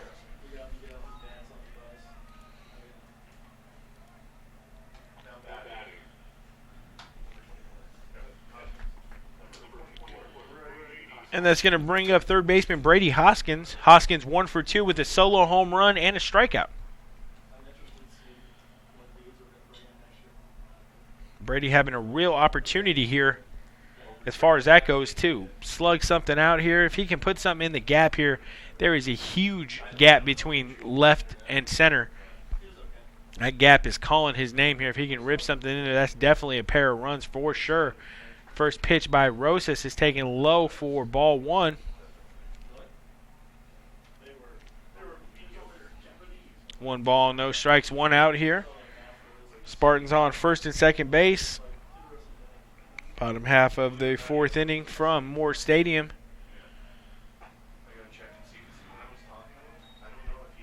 1-0 pitch is called strike on the inside corner here. Nice job by Brady to take that pitch. He weren't going to do much with it, even if he was going to make some contact. Would have been a weak grounder to one of the middle infielders.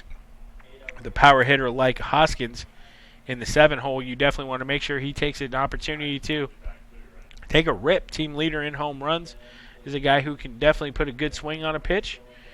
Instead, the 1-1 pitch is taken high and inside for ball 2. Tyler Rosas here has been walking the tightrope here, doing the dance. He's been able to avoid trouble here, but this is certainly not the situation you want to find yourself in when you're attempting to figure out a way to get your team back in it. I mean, they are in it. They're only down 2 runs, but you want to keep them right there. You want to stem the bleeding. You want to stop it. You don't want to allow the Spartans to continue to rally up. Now you got a 3-1 count, a hitter's count on a very, very talented bat in Brady Hoskins. The last thing you want to do is let Hoskins swing free on one of these balls here. This is something, like I said, he hit his 7th home run of the season. He's looking for something he can square up here, get the barrel of the bat on a 3-2 count. He takes a healthy hack, misses that for strike 2, and seems like every batter here is going 3-2 this inning. 3 balls, 2 strikes, 1 out, as Tyler Rosas needs to make a pitch sooner rather than later here.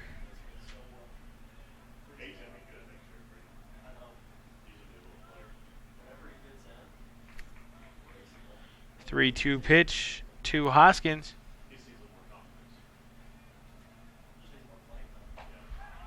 And he really, really helps out Tyler Rosas here, swinging on a pitch high and inside for a strikeout.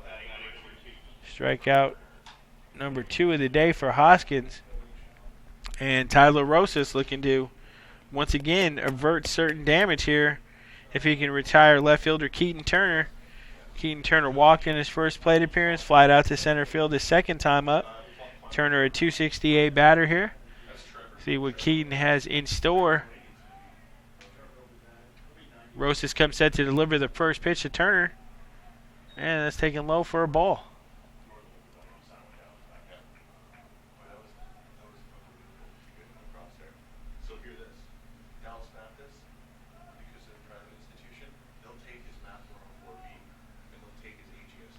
One ball, no strikes, 2 outs here. 2. Keaton Turner. 1-0 offering is taken high for ball 2.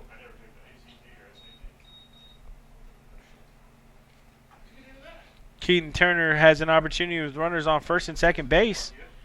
2 away here in the bottom half of the 4th inning. Spartans leading the Golden Eagles 5-3.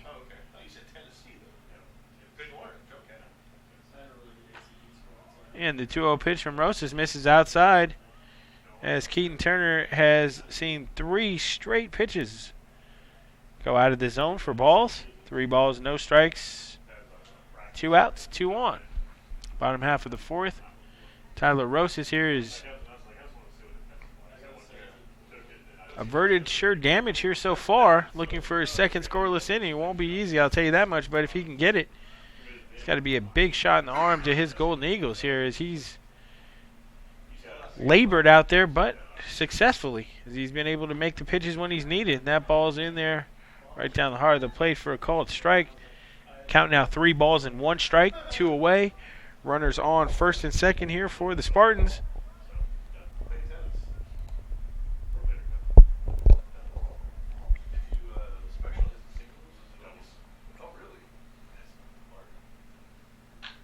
Tyler Rosas to back up to second. Second baseman fires over 4-3 to retire Keaton Turner, and that's the inning. Spartans strand a pair here as we head to the top half of the 5th. Spartans lead the Golden Eagles 5-3.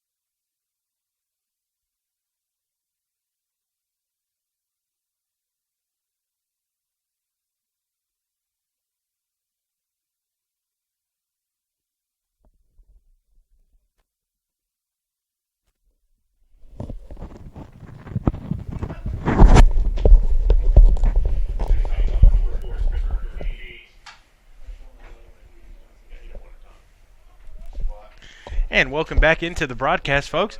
Bottom half of the fifth inning from Moore Stadium. Game 2 of the Region 18 tournament between 4-seeded Colorado Northwestern and 5th-seeded College of Southern Idaho. Excuse me. Here's my mind as we get set for the bottom of the fifth inning. Tyler Rosas back out for another inning of work. Leading off will be Christopher Haynes. Haynes will be followed by the top of the order, Zach Hoffman and Tanner Neese-Lanik here. Trying to extend the Spartans' lead here as they lead 5-3. 5 runs, 4 hits, 1 error for the Spartans. 3 runs, 4 hits, 3 errors for the Golden Eagles. Rosas comes set to deliver the 1-0 pitch. Grounded back up the box. Shortstop up with it. Fires over in time for the out. 6-3 to retire Christopher Haynes. And we're back to the top of the order with Zach Hoffman.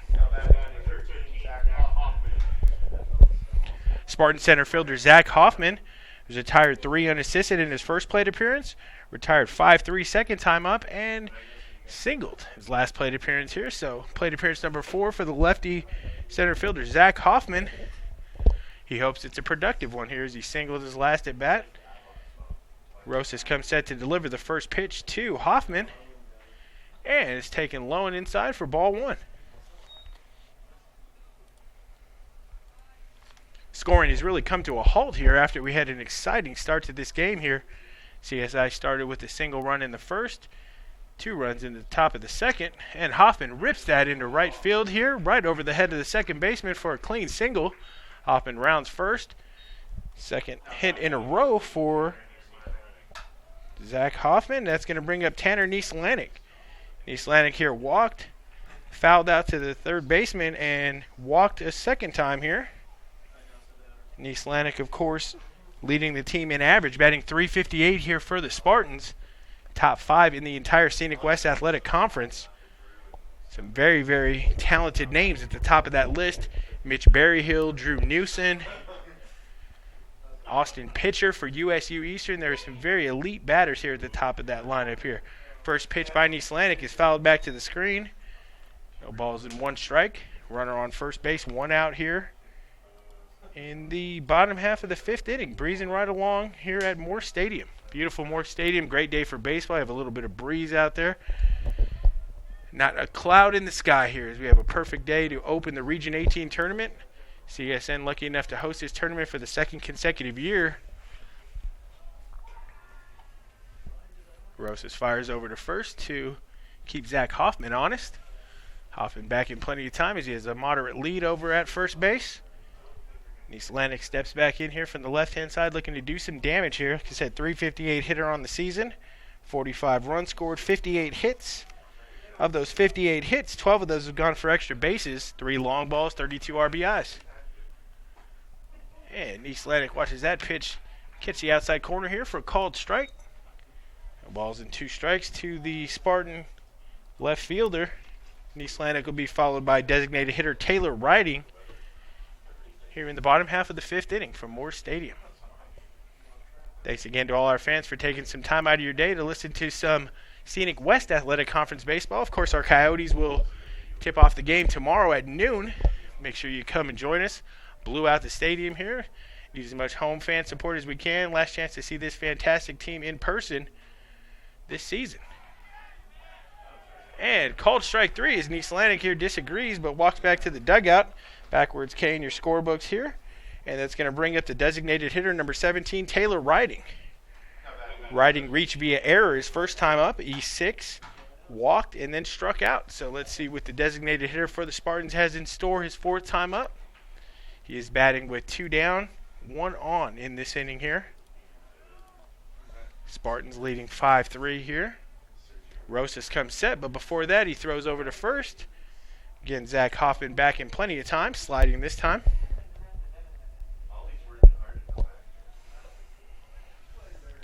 Rosas here looking for his 3rd consecutive scoreless inning of work here. Good job out of the pen for CSI. Like I said, as this scoring has come to a halt here after Spartans exploded for a 5-run inning.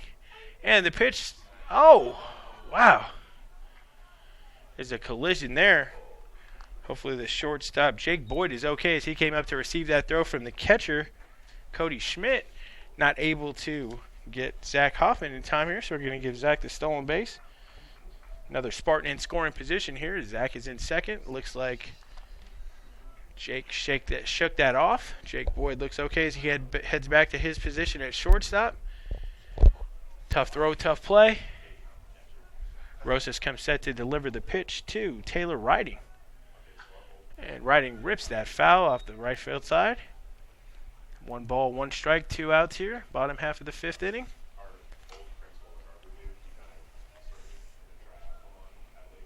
If Riding should reach here, first baseman Sergio Reyes standing in the on-deck circle here for the Spartans. Tyler Rosas comes set to deliver the 1-1 pitch to Riding. Rosas delivers that pitch a little bit low and outside. It's going to be ball 2. 2 balls, 1 strike, 2 outs here. Bottom half of the 5th inning. Like I said, at the conclusion of this game, in between this and the start of game number 3 this evening, we will announce the all-conference team for the Scenic West Athletic Conference. Honorable mentions, first and second team, player of the year, coach of the year. So we'll reprise you of all that, keep you updated. Rosas comes set to deliver the next pitch. That swung over the top of and missed for strike 2. Deuces are wild here in the bottom half of the 5th inning. 2 balls, 2 strikes, 2 outs. As the Spartans lead the Golden Eagles 5-3. CNCC scored 5 runs on 4 hits, 1 error. For CSI, 3 runs, 4 hits, 3 errors. Rosas looking for his 3rd consecutive scoreless inning of relief here as he comes set to deliver the pitch to Riding. And it's low and in the dirt. Nice block there by Schmidt. He's going to run the count full. 3 balls and 2 strikes. Clutch hit here by Taylor Riding could score the Spartans' 6th run of the game. Have them doubling up CSI going to the top of the 6th inning here. This game scheduled for 9, of course, as are all our games here. Region 18 tournament this week. So buckle up. Had some exciting baseball so far. Salt Lake. Oh, and Riding puts his charge into one into right field. Right fielder looks like he's got a beat on it. About a step before the warning track. He does. Gloves that for the final out of the inning. F9 to retire Riding. Spartans do not score. They leave a runner on second base. As we head to the top half of the 6th inning, CNCC leads CSI 5-3 here on the Coyote Sports Network.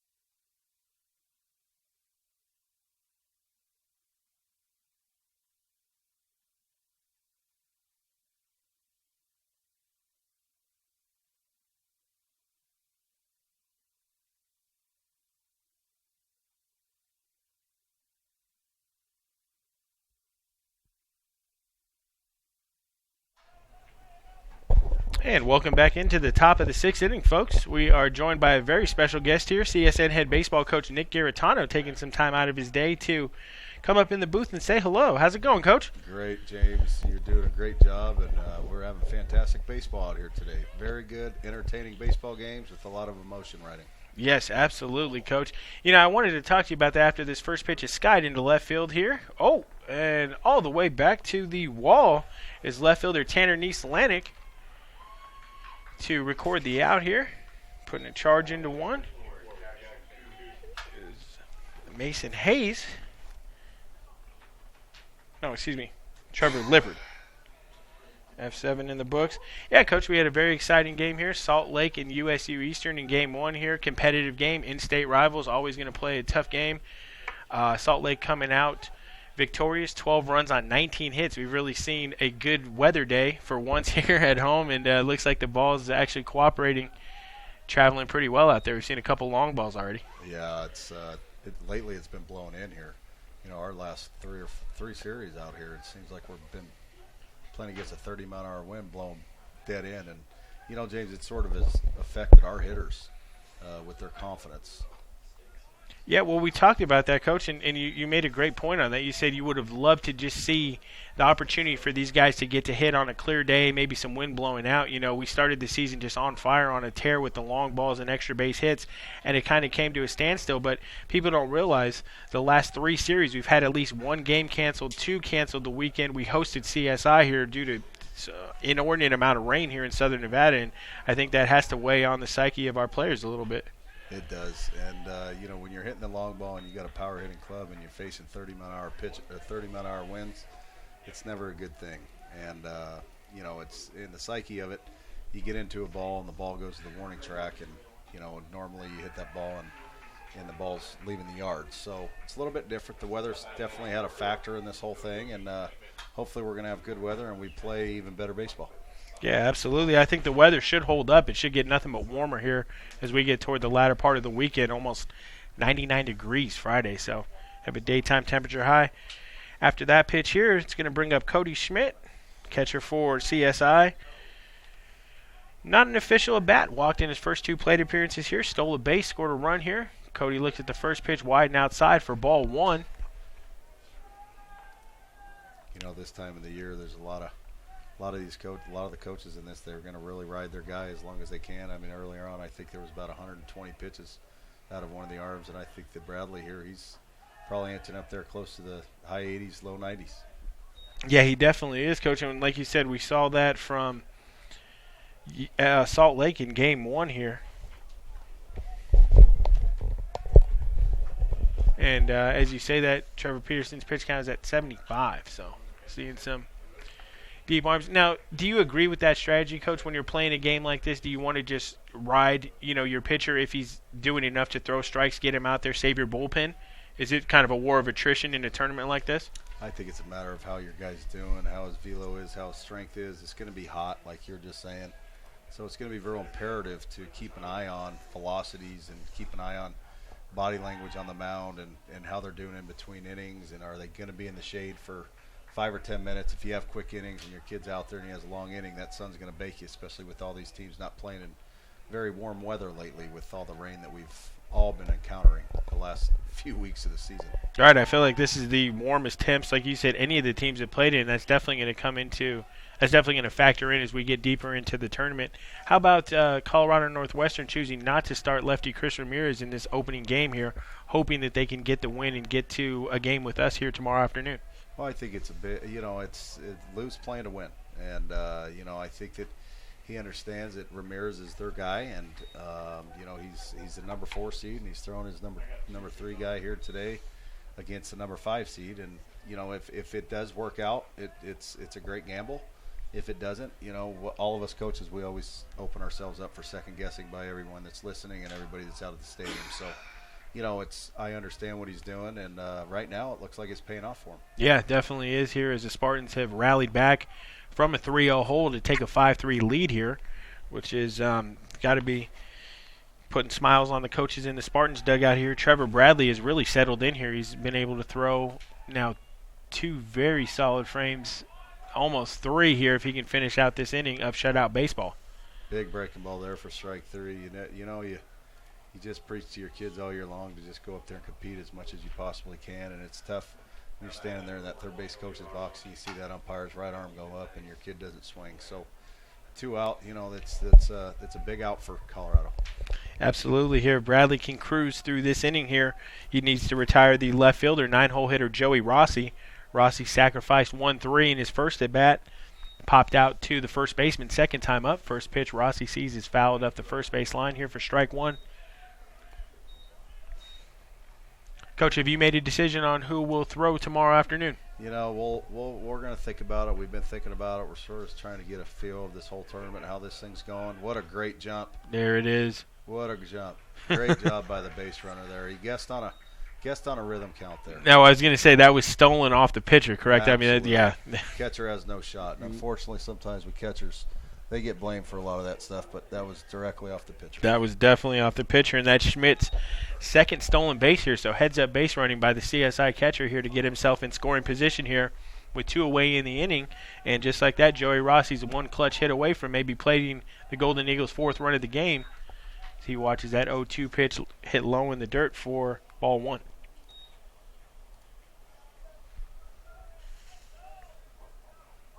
Golly, look at the flags, James. They're not even moving. They are not. They're standing still out there, Coach. You're right. Beautiful day for baseball. Like I said, we've been itching for one of these days here. Gorgeous day, gorgeous afternoon here. And, I mean, I'm a little bit biased, but I think there's no better place to host this tournament than Southern Nevada in May. You know, we generally get some fantastic weather here. Like I said, it's got to be a treat for all these teams playing in cold weather, rainy climates, you know, unfavorable hitting conditions, to say the least here. You know, to come out here, get to Southern Nevada, and get to enjoy a week like this of baseball, it's got to be a treat for all of them. Rossi skies this on the infield. If somebody makes it. Oh, hits the railing. Hitting the railing there. Almost hit my good friend Lou. Glad everybody's okay down there. As 3 Spartans converged on the ball here. No one able to grab it. Sergio Reyes the closest there. Hat comes off. Reyes goes back to first base, and we're going to do it all over again. Deuce is wild here in the top half of the 6th inning. 2 balls, 2 strikes, 2 outs. CSI trailing CNCC 5-3 in game 2 of 3 today. The loser of this game will face off with USU Eastern in a winner-go-home scenario where one team will pack their bags and head home, say goodbye to the Region 18 tournament in day 1. This ball by Rossi is skied on the outfield here. Right fielder looks like he has a beat on it. Gloves that for the final out of the inning. Rossi's retired F9, and just like that, we're going to head to the bottom of the 6th inning with the Spartans leading the Golden Eagles 5-3 here on the Coyote Sports Network.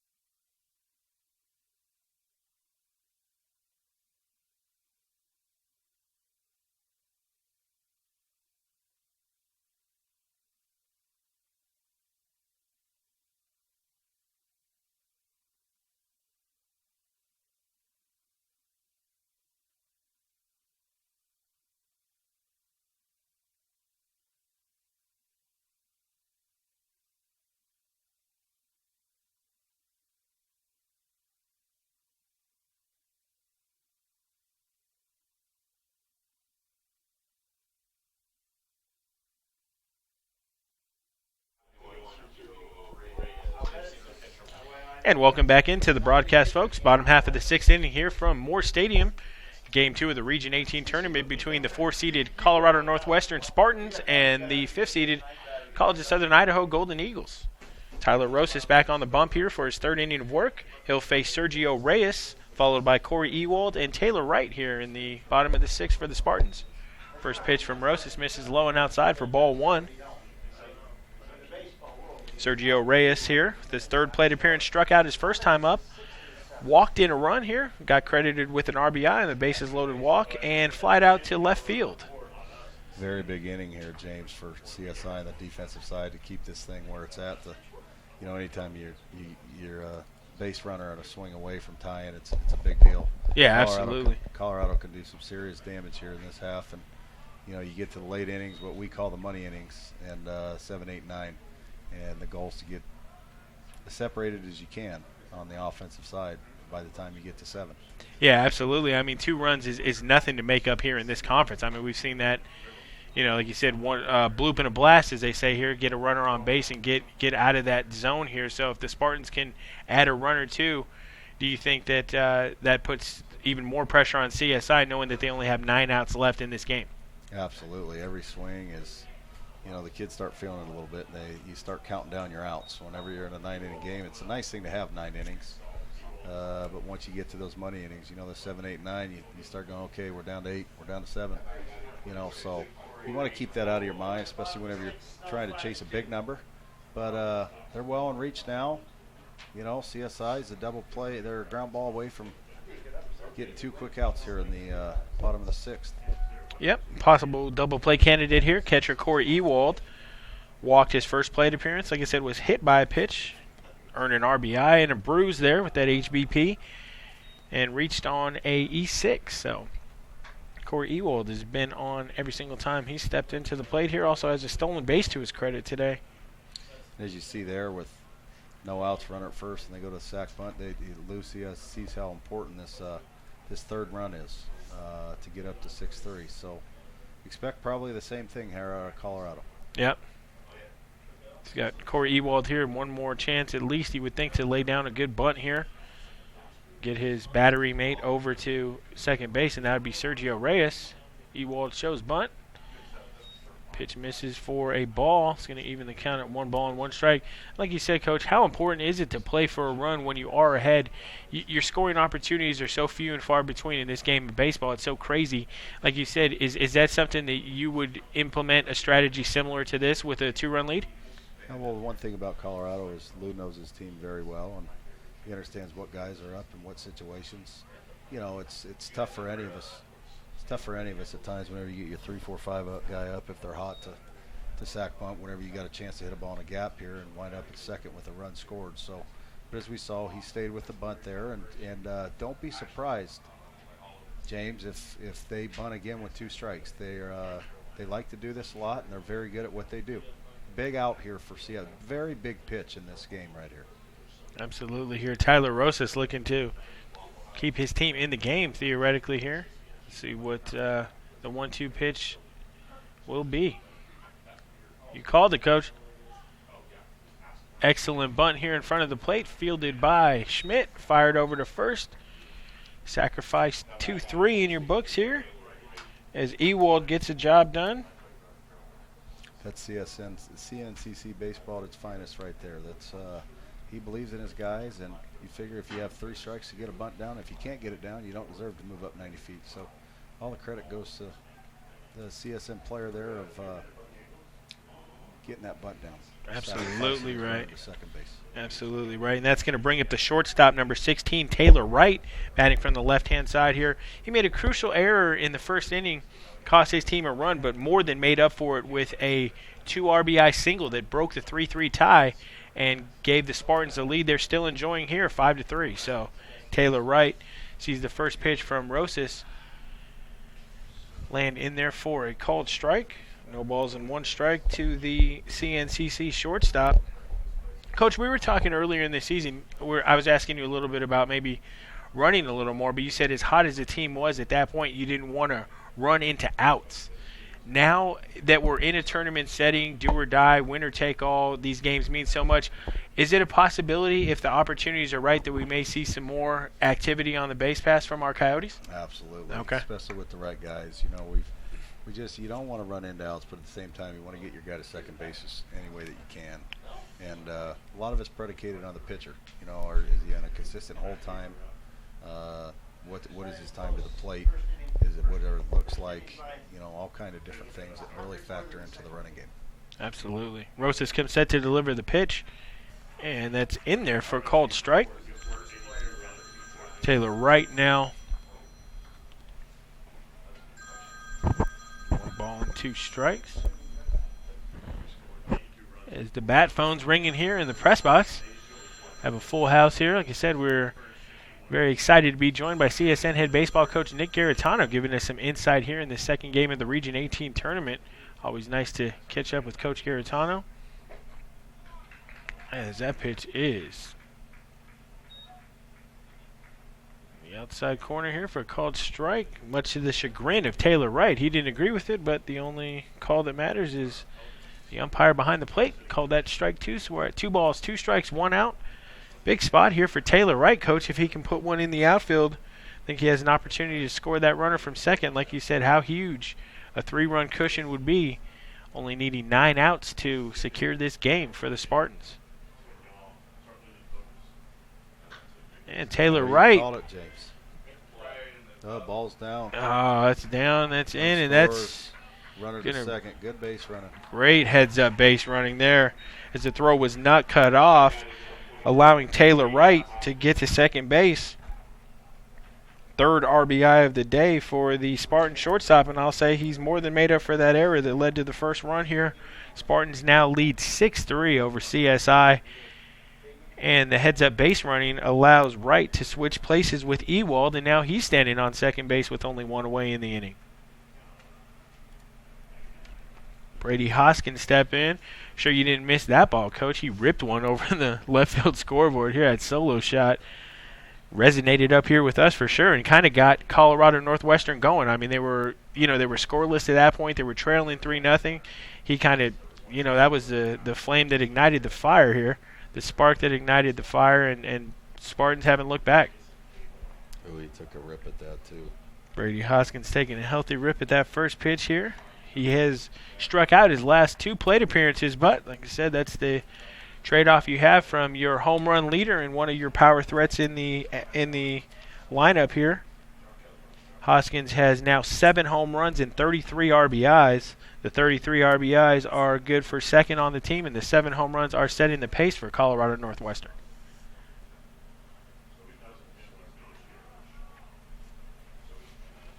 Next pitch is taken low for ball 1.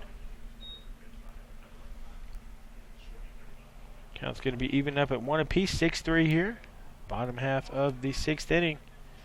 Got a situation here where you got 1 out, runner at second. You really don't want to give in to Hoskins, especially because he hit a long ball already, and if you put him on, you set yourself up for a ground ball situation with the next guy on. Good pitch. Excellent placement there by that pitch on by Rosas. Now he's looking to find himself a put-away pitch here. Navigate himself out of some choppy waters. Get his team back in the dugout, trailing only by 3. Like you said, 3 runs and 9 outs. That's hardly insurmountable. We saw a fantastic comeback by our own Coyotes here against this same CSI team where we were down. Jared Perns, 1 swing of the bat, had us tied at 4. Blink your eye. Golden Eagles had come back and scored a couple more runs, and that just set the scene for an amazing bottom of the 7th inning. Went to 9, and Jay Martz with the walk-off game winner back up the box here. What a tremendous game. That was such a fun game to call and a fun game to watch because, like you said, that's Scenic West Athletic Conference baseball at its finest. These teams are going to battle every single out they have, and they're never going to give up, and that's the epitome of this conference. Absolutely, and we had a lot of fun games here this year, and that one, the Western Nevada game when Brody hit the walk-off. And, there's been a lot of, like you like to call it, James, is Morse magic. Morse magic, yes. That is one of my favorite terms here. Like I said, Morse magic is definitely it. Here we're 25-4 during the season here at home, 16-2 during conference. I mean, it doesn't get more magical than that.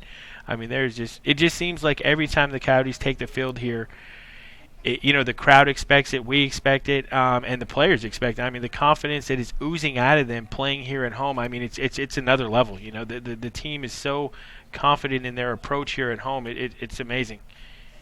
We just gotta hope that it carries over. Absolutely. Earning the extra weekend here at home has got to be a privilege for you. Like I said, 2nd year in a row that we were fortunate enough to win the regular season Scenic West Athletic Conference title and host this amazing tournament, which is great. Hopefully this continues here, and Coyotes looking to finish the fight here, get to the Western Districts, which is in essence the super regional of junior college, and win that and get to Grand Junction. Yeah, this as we could tell by these games here, the first day of the SWAC, this Region 18 tournament, it's going to be, I've got a feeling there are going to be a lot of good baseball games played, and it's going to be a matter of who makes the big pitches at times and who cashes in on some less than 2 out runner at third base. Excuse me. I see. And you just got to settle in. One thing about these 2 teams that played today with Salt Lake and the winner of this game here, they've got their feet wet in the tournament. They've got the nerves out, I believe, and sometimes it's good to get a game out of game under your belt. Yeah, absolutely.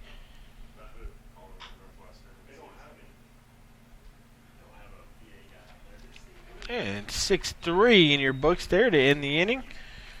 Spartans do plate one run here, get one across here. And that's going to do it here for Coach Nick Garitano. We appreciate you taking some time to stop by with us, Coach. Thanks for doing the color commentary on a couple innings, and best of luck tomorrow for the Coyotes. Like I said, CSN will play tomorrow at noon. Opponent yet to be determined. Thanks again, Coach, for stopping by and spending some time with us, and best of luck the rest of this tournament. Thanks, James, and you're doing a great job. Thank you so much. As we head to the top half of the seventh inning, Spartans doubling up the Golden Eagles 6-3 here on the Coyote Sports Network.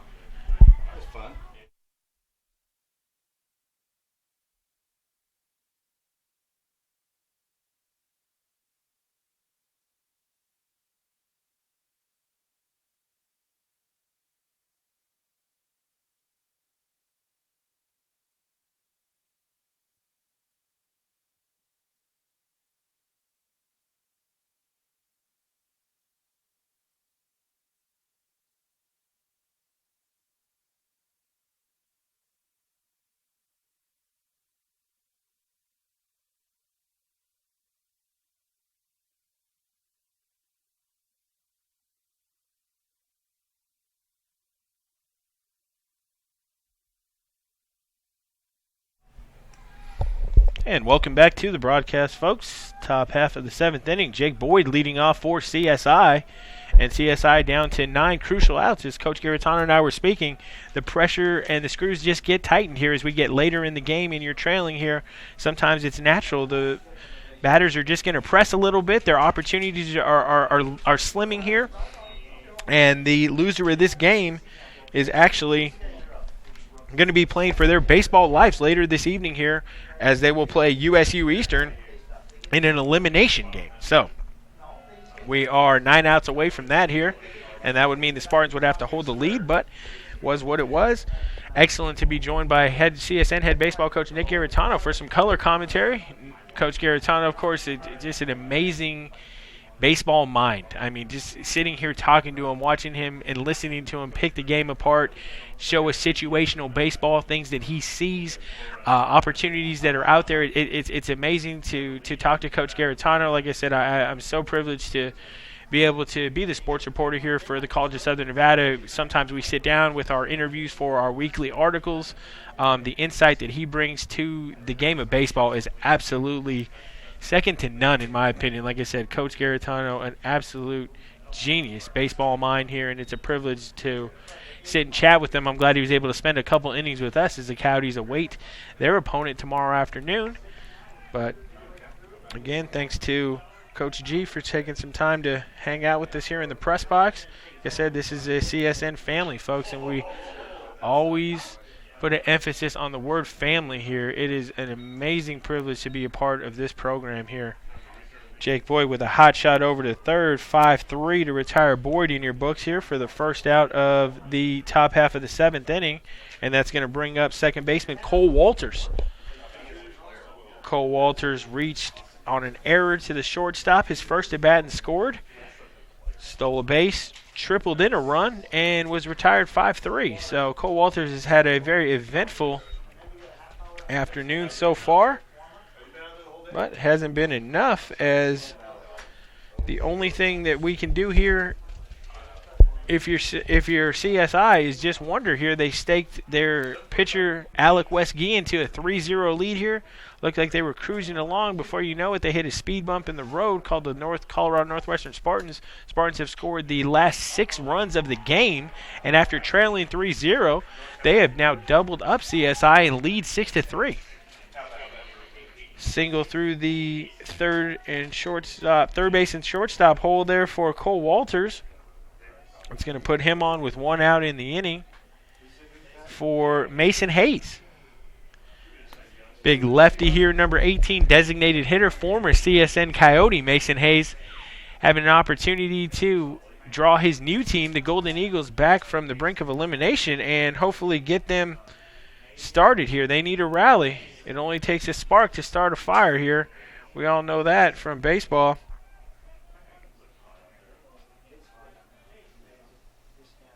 And I'd like to send a shout out to Amy Hernandez. Thank you for listening to the broadcast, Amy. Had a nice comment here. Said it was a nice treat to have both Jay Hearn and Nick Garitano on the play-by-play. Of course, I appreciate that. And we appreciate having Coach Garitano in here, adding some insight to this game. Like I said, always hearing a coach's perspective is an amazing way to hear a baseball game and get talked to. Like I said, anytime Coach Garitano comes in here and spends a little time with us is a treat up here in the press box as well. So that was very fun. Next pitch to Mason Hayes is high and outside for ball 2. It's going to run the count to 2 balls and 1 strike. 1 away here in the top half of the 7th inning. Spartans leading the Golden Eagles 6-3. Mason Hayes looking to change that with 1 swing of the bat. 2-1 pitch to Hayes is taken wide and outside for ball 3. If Mason Hayes can reach base here, Golden Eagles will have a mini rally started here with only 1 away.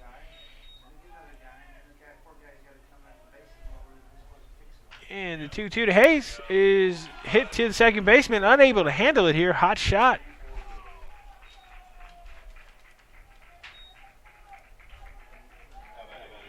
I think we're going to give Hayes a single there. And we're going to give him an E4 instead. So Mason Hayes reaches via the error. E4 there allows Hayes to stand off first, and this may be it for the CNCC pitcher here, but got to give him a ton of credit.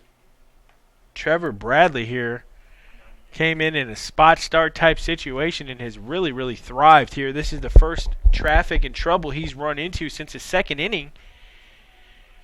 And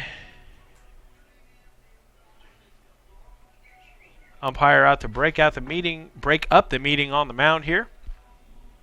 And they're sticking with Trevor Bradley. So Trevor Bradley is at 98 pitches here on the day. Like I said, he's done a fantastic job, the sophomore out of Riverton, Utah. And Lou McCollum is going to go ahead and stick with his guy. Lou's going to keep him out there, 98 pitches. And we're going to see what Bradley has in store for the cleanup hitter, first baseman Blake Sanchez. Bradley looks at second, comes set to deliver to Sanchez, and Sanchez rips a single to left field. Station-to-station baseball for the Golden Eagles, and Lou McCollum now may be coming out to lift Trevor Bradley here. Let's see if Lou's going to make the walkout from the dugout, or he's going to let Bradley pitch to one more batter. That next batter is going to be right fielder Trevor Lippard. Lippard 0 for 4 on the day here. Flew out to center field in his first plate appearance. Popped out to the catcher on an amazing play behind the dish by Ewald. Flew out to center field again in his third at-bat and flew out to left field in his fourth plate appearance. So let's see if Trevor Bradley can continue his mastery over right fielder Trevor Lippard. With the bases loaded here in the top of the 7th, only 1 away. Hot spot here. All of a sudden, the situation has gotten tough for the Spartans here, as this 3-run lead is definitely something that the Eagles can come back from here if they put together a few quality at-bats. Let's see what Bradley has in store. Colorado Northwestern does have a couple arms warming up in their pen. Wonder if this is Trevor Bradley's final batter here. Regardless of what happens, Bradley comes set to deliver the pitch to Lippard, and that's blooped into right center field. And right fielder makes a great catch on that here. It is deep enough for the runner to tag, however. So Cole Walters scores on the sac fly. Lippard's going to get an RBI on the F9 sacrifice there. And that's going to be run number 4 for CSI. 2 outs now in the inning. And Bradley's going to get another go at it. He's going to get a chance to retire Quentin Marcelin.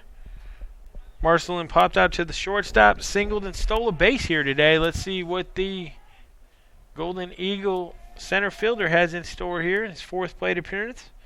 Quentin Marcelin here looking to bring his Golden Eagles within a run here. They trail by 2, 6-4, with only 7 outs left in this game. CSI needs to make a move right here. That runner at third would be huge if they can cash that in and turn this into a one-run game. And how huge was last inning when CNCC was able to score that 6th run? They were stuck on 5 for about 2.5 innings. They were finally able to plate run number 6, and that 6th run may be the difference here and the only reason they lead if Marcelin is able to put one into the outfield and plate Mason Hayes. Mason Hayes, a huge run standing over on third base here, literally and figuratively, of course. As we know, Mason, 6'4", $195. Big lefty.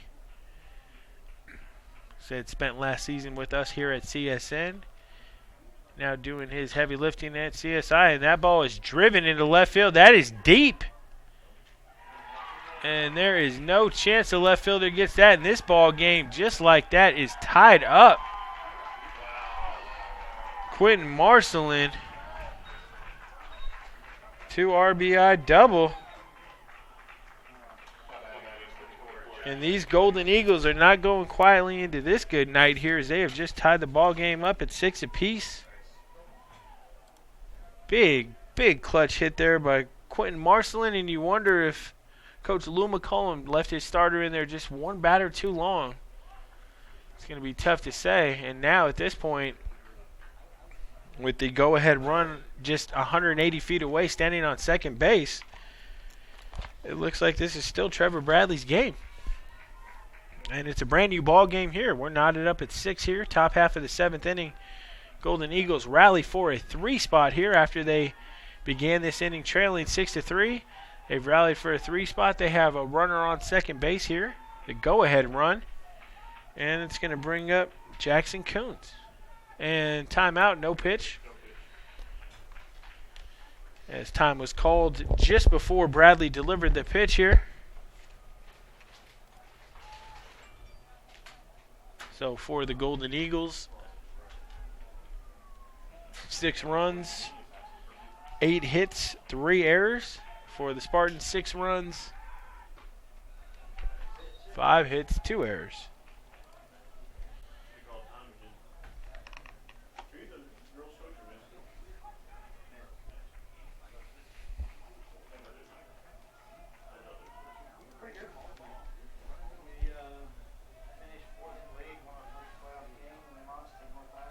Bradley comes set to deliver the pitch, probably in a state of shock here. But the good pitchers, and another, this time out here by Jackson Coons, that was way late. I was very shocked that home plate umpire granted time here. That was his 2nd time out of this at bat. It's at the umpire's discretion, of course, to allow time to be called or not. Like I said, sometimes you don't want to risk injuring the pitcher when they've already started their delivery to home plate. So very, very shocking that he was able to call that timeout here. Trevor Bradley comes set to deliver, and that pitch is fouled back to the screen. Now no balls and 2 strikes. Quentin Marcelin standing on second. The go-ahead run in the game here in a 6-6 ball game, a barn burner here. Top of the 7th inning between the Spartans and the Golden Eagles. Like I said, the best laid plans. You know how that ends here. Always. Hindsight always being 20/20. Lou McCollum here, sticking with Trevor Bradley here. Might have stuck with him one batter too long. We'll never know here. This next pitch to Jackson Coons is grounded to second base, and 4-3 to retire Coons. But the damage done as the Golden Eagles plate 3.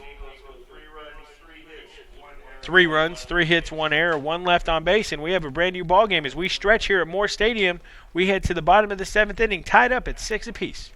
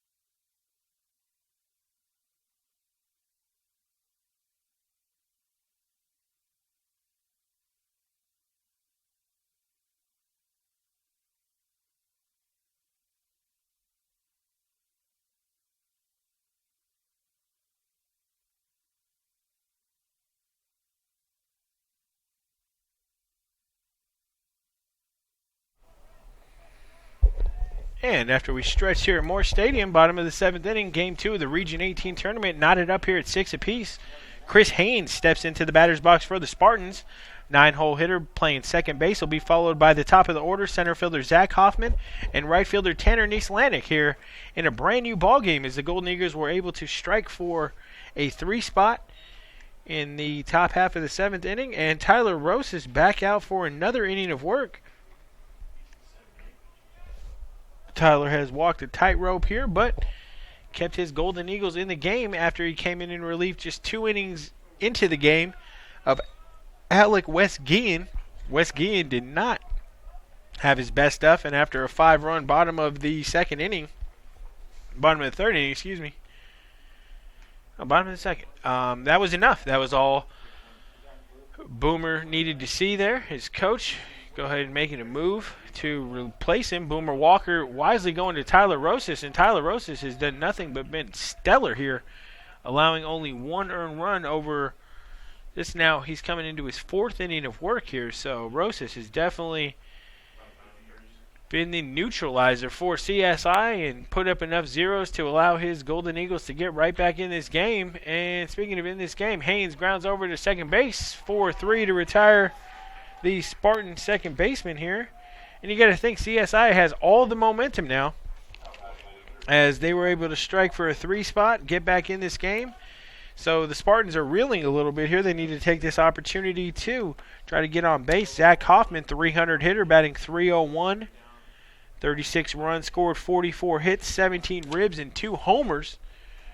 To his credit here, a long ball would be huge right here, depending on what team is able to put one out. If it is the Spartans, I mean, these are the hits that legends are made of here. We've seen one of our own players here in last year's tournament, Kenny Mimersdorf, go legend here, honestly.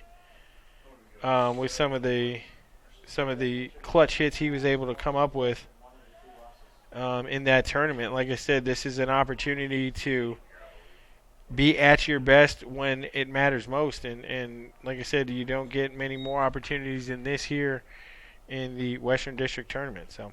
Does Snow have academic advisors for their student-athlete population?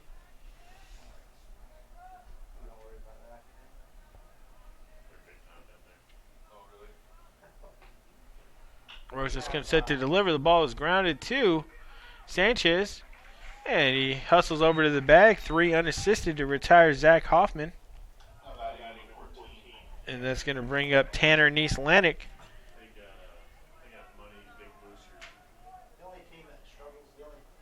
Nieslandic, the most productive hitter.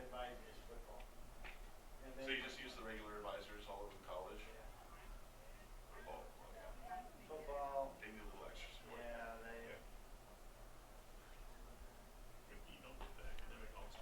Actually, we do. Our commencement speaker, the Valley Coin. And the first pitch cut on and missed by Nieslandic. We also have a lot of colleagues now. No balls, 1 strike. Nobody on in the inning here. I think our overall GPA for our program, so we're about a 3.5. Women's basketball is about a 3.6. Volleyball is about a 3.8. Softball is about a 3.8. All legitimate classes? The legitimate we got, yeah. No, they're all graduating. 0-1 pitch is taken low and inside for ball 1. 1 ball, 1 strike, 2 outs here to the Spartan left fielder, Tanner Nieslandic. Like I said, someone needing to start a rally here as we dwindle down to the end of this game. It doesn't get more exciting than this. Opportunities abounded for both teams all afternoon. Like I said, Colorado Northwestern, 6 runs, 5 hits, 2 errors. 6 runs, 8 hits, 3 errors for CSI. These are the moments that are as tense as possible. Like I said, one of these teams is going to advance to tomorrow to play the CSN Coyotes. The other team is going to play later on tonight a back-to-back game and a loser's bracket game, a win or go home scenario against USU Eastern. So both of these teams trying to avoid getting in the loser's bracket and having to play a win or go home type game. But right now it's anybody's ball game. 6-6 here, bottom of the 7th inning, 2 away. Tanner Nieslandic stepping into the box here walked in his first plate appearance, fouled out to third base, walked in his third plate appearance, and got caught looking on a called strike 3. So East Atlantic looking to show you why he's batting .358 on the season, 4th overall in the Scenic West Athletic Conference. This guy can hit.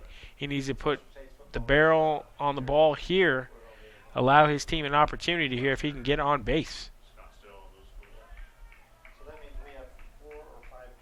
2 balls, 2 strikes, 2 outs. Deuce is Wild here in the bottom half of the 7th inning of a 6-6 game. Wild affair here. The second game of the tournament. Saw a 12-4 winner for Salt Lake here early. See what's going on here as a wild pitch uncorked there by Rosas. Run the count full. 3 balls, 2 strikes, 2 outs.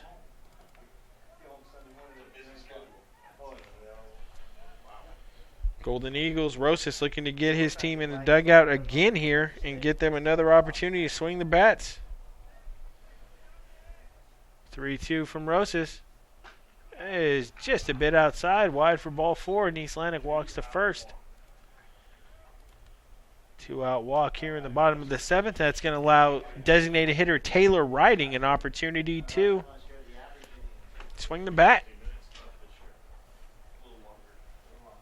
Got to wonder if Colorado Northwestern loses here, if we'll see Christopher Ramirez in game number 3 and the final game of the evening here. As Boomer Walker comes out to talk to his pitcher. This may be it for Rosas. And it is. Oh, well, no sign yet. No sign yet. I don't want to jump the gun here. He's talking to Rosas. He wants to see if Rosas has one more batter in him. Of course, you got to think what the competitor Tyler is. He's going to say yes. He's going to want an opportunity to get it done.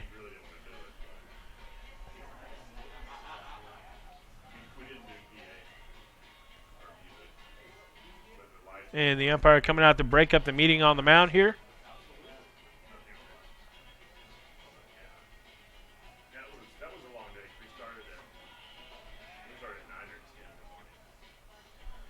And Boomer Walker is going to leave his righty reliever Rosas out there too. Face the left-hand hitting designated hitter Taylor Riding. So, interesting matchup here. Boomer Walker does have a couple arms loosening in the CSI pin. However, it's going to be Rosas getting the opportunity to get his Golden Eagles back in the dugout here by retiring a very tough hitter and a lefty in Taylor Riding. Keep an eye on East Atlantic over at first. He may be trying to get himself into scoring position. First pitch from Rosas is taken on the outside corner for a called strike.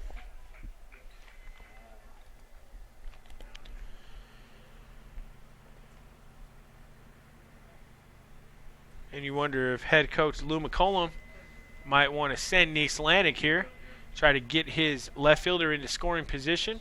If he gets thrown out, no worse for wear here is you'll lead off with your 3, 4, and 5 bats in the bottom half of the 8th inning. And if East Atlantic does get to second, a single may plate him. So let's see if Tanner decides to steal before that pitch. Says no pitch as there's a time called at the plate. So it's no balls and 1 strike still. Like I said, that pitch you just saw didn't happen.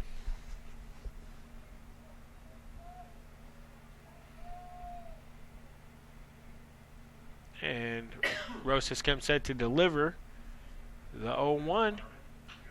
And there it is, a base hit down the left field line. And now, like I said, you wonder there if they should have maybe put the steal on in that situation, because once you get there, there's no way you can do anything but force the outfielder's hand. If he fields it cleanly, he may have an opportunity to fire home, gun down the runner. But that's neither here nor there, as runners are now on first and second base here. Taylor Riding coming in, and that's going to be Tyler Rosas is still out, and here comes Boomer Walker, and this is going to be the hook here for Tyler Rosas. How many pitches? And Tyler Rose is doing a fantastic job in relief. 94 amazing pitches out of the bullpen. He came in with his team down 5-3, was able to keep him in it, allowing just one run over those 94 pitches. If CSI comes back to win this game, Tyler Rosas deserves a big hand. He was able to keep Boomer Walker's team right in this game and allow his Golden Eagles an opportunity to fight the uphill battle and come back from a 6-3 deficit. So, round of applause for Tyler Rosas here from all the CSI Golden Eagle fans. And we're going to take a break here on the Coyote Sports Network, and we'll have the new pitcher when we come back.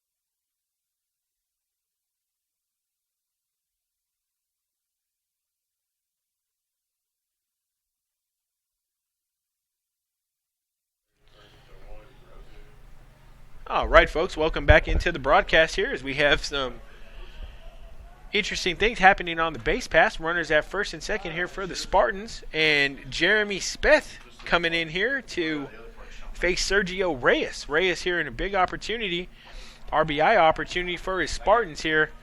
Like I said, with the outs dwindling, the opportunity for Reyes to put a clutch hit into the outfield and give his Spartans a lead would be much welcomed here. Jeremy Speth here. We'll get you some specifics on his numbers in one moment. Next pitch here.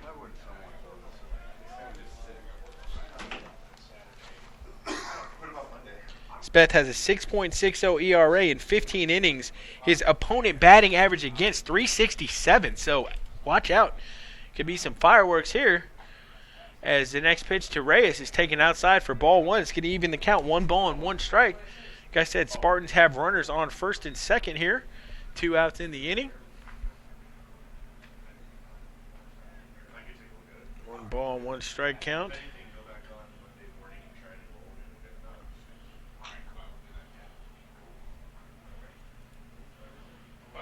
Oh, nice job there of the first baseman to hang with it on a low throw from the shortstop. He's able to glove it. Spartans strand 2, and we head to the top half of the 8th inning, tied up 6 apiece on the Coyote Sports Network.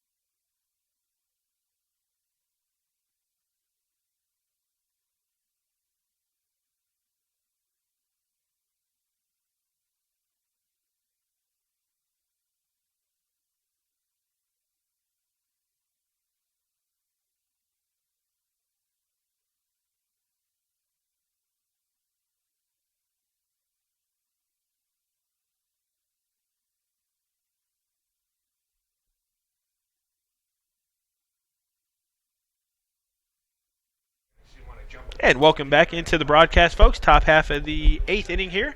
3-ball, 2-strike count on the leadoff hitter for the Golden Eagles. And that's going to be Cody Schmidt. Schmidt looking to get on here as runs are at a premium. Schmidt takes a hack into one, drives that into center field. Looks like an easy play for Zach Hoffman. He gloves that for the first out of the inning, F8. And that's going to bring up Joey Rossi. CSI left fielder Joey Rossi flied out to right field in his last at bat here. After Rossi will turn the lineup back over to Jake Boyd. So, top half of the 8th inning here. Tense times for both teams here. As the winner knows they've punched their ticket to tomorrow and advance in the tournament, and the loser has to get right back into it, get their frame of mind right, and win an elimination game later tonight against USU Eastern to stay in Vegas. Well, I don't know about in Vegas, but stay alive in the Region 18 tournament anyways. Not sure how long their stay will be if they are eliminated, but like I said, they won't be playing any more baseball here. The loser of the third game here. Third and final game of the evening. So, Hardcastle comes set to deliver the next pitch. And Caden Hardcastle misses high and outside to Joey Rossi.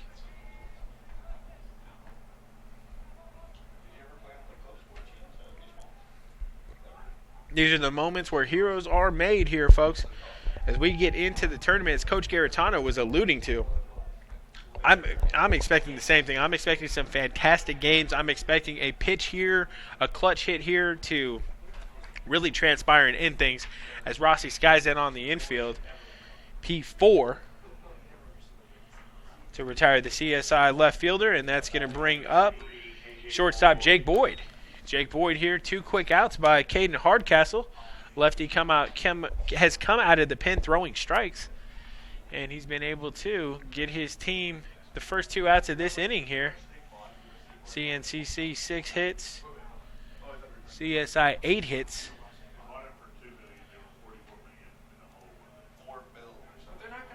Three errors.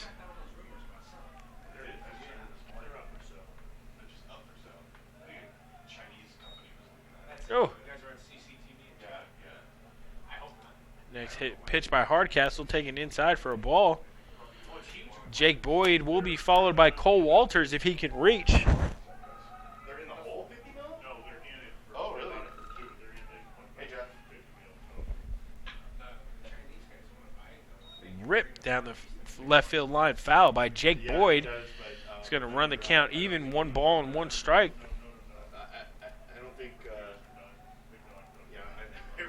Said 2 quick outs in the inning here for the Golden Eagles. Every out precious here as we are playing a 6-6 ball game. Like I said, it's going to take 1 run to win this game potentially.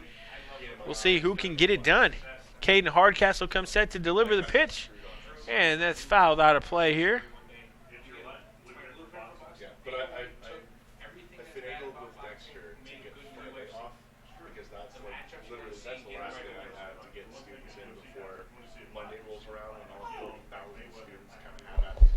And you want to hear a crazy stat here. Max Scherzer facing his former team. So the matchup here was Jordan Zimmerman versus Max Scherzer. So former aces for each team here, the Washington Nationals and the Detroit Tigers. Through 8 innings of pitching, Max Scherzer has recorded 18 strikeouts, folks. 1-8. I was reading an article. It was just basically alluding to where have all the strikeouts gone, showing the strikeout numbers down for a lot of the aces across baseball. Jose Fernandez, Jacob deGrom, Chris Sale, and then Max Scherzer comes out and shows you what an ace will do here by just absolutely stunning the Detroit Tigers. And the Detroit Tigers, you're talking about a formidable lineup. Victor Martinez, Miguel Cabrera, Justin Upton. And the ball is grounded to third, and 5-3 to end the inning here. 1-2-3 inning for Caden Hardcastle as we head to the bottom of the 8th. Spartans and Golden Eagles tied up at 6.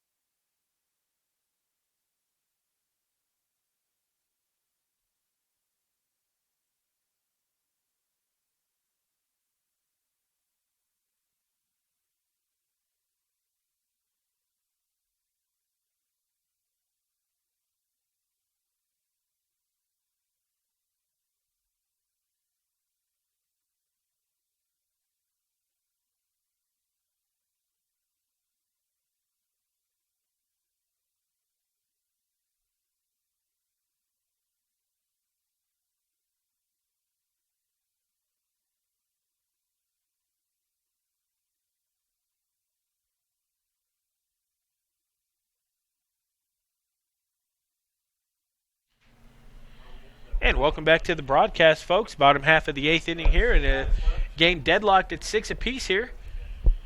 6 runs, 8 hits, 3 errors for the Golden Eagles. 6 runs, 6 hits, 2 errors for the Spartans. And that is chopped back up the box. A very tough play by the shortstop, barehanded, and he got him. Oh, my goodness. Jake Boyd, cue the Sports Center music here as he barehanded that all in one motion, fired to first to beat a very speedy runner, Corey Ewald. My goodness. That's highway robbery. Corey Ewald probably doesn't even know what happened. It's an injustice to mark that as 6-3 in your books. The play was way too good to just put as 6-3. Put a star by that 6-3, folks. Corey Ewald absolutely robbed. Taylor Wright stepping into the batter's box. My goodness, Jeremy Speth, you better be buying. Yeah, I mean, Speth better be buying Jake Boyd dinner. That's all I know. Because when you make a play like that, barehanded all in one motion for your pitcher here, Jeremy Speth, I mean, he should be tipping the cap right now to Jake Boyd. Wow. 1-0 pitch is fouled at the plate here. Count now 1 ball and 1 strike. 1 away here in the bottom half of the 8th inning. Game scheduled for 9, but if we're deadlocked here, could see some potential extra inning baseball.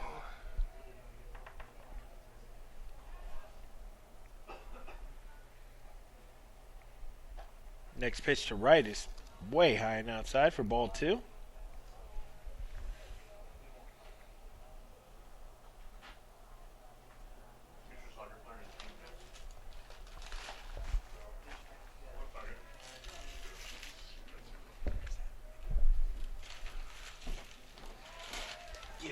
And the 2-1 pitch is taken for strike 2. 2 balls, 2 strikes, 1 out. For Taylor Wright. Wright having himself a heck of a day. It's 3 RBIs. Half of the team's RBIs here. Half of the Spartans' RBIs. Next pitch is taken outside.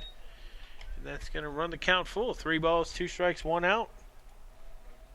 Taylor Wright looking to reach base, and just imagine if that spectacular play was not made by Jake Boyd. Corey Ewald would be on first at the moment here, and we could be seeing Taylor Wright with a sack opportunity. Instead, he's going to walk to first as the 3-2 pitch misses for ball 4. So the Spartans don't have their leadoff hitter on, but they have their second hitter on, and that's going to bring up third baseman Brady Hoskins, who after the home run has struck out 3 consecutive plate appearances here. So Brady looking to step his game up a little bit here. Like I said, last thing you want is a 4 strikeout day, especially after it started so well with that solo home run. He hit a shot over the left field wall, but Brady Hoskins has been held in check since then. Like I said, striking out in the last 3 plate appearances he's seen. Hoskins looking to change his luck as well as the Spartans here in this at-bat. Speth comes set to deliver to Hoskins, and that first pitch is right down the pipe here for a called strike. Like I said, Brady Hoskins 1 for 4 with a solo home run. The other 3 outs, unfortunately, were all strikeouts.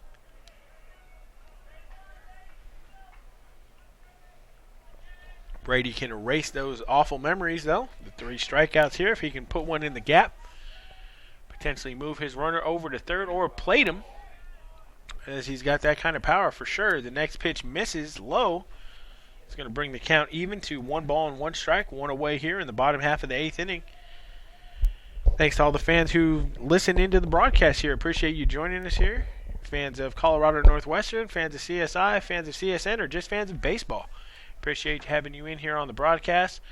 High-level Scenic West Athletic Conference play here as the Region 18 tournament always brings the best out in all of the teams occupying the Scenic West Athletic Conference, and this year's no different. A little different feel to this tournament, though, as Western Nevada College will say goodbye as members of the Scenic West Athletic Conference, and that's a tough pill to swallow. I was talking to Coach Nick Garitano about that. He said it was actually a little bit sad taking the trip up to Carson City and knowing that that would be the last time that the College of Southern Nevada and Western Nevada College would face off as conference rivals here.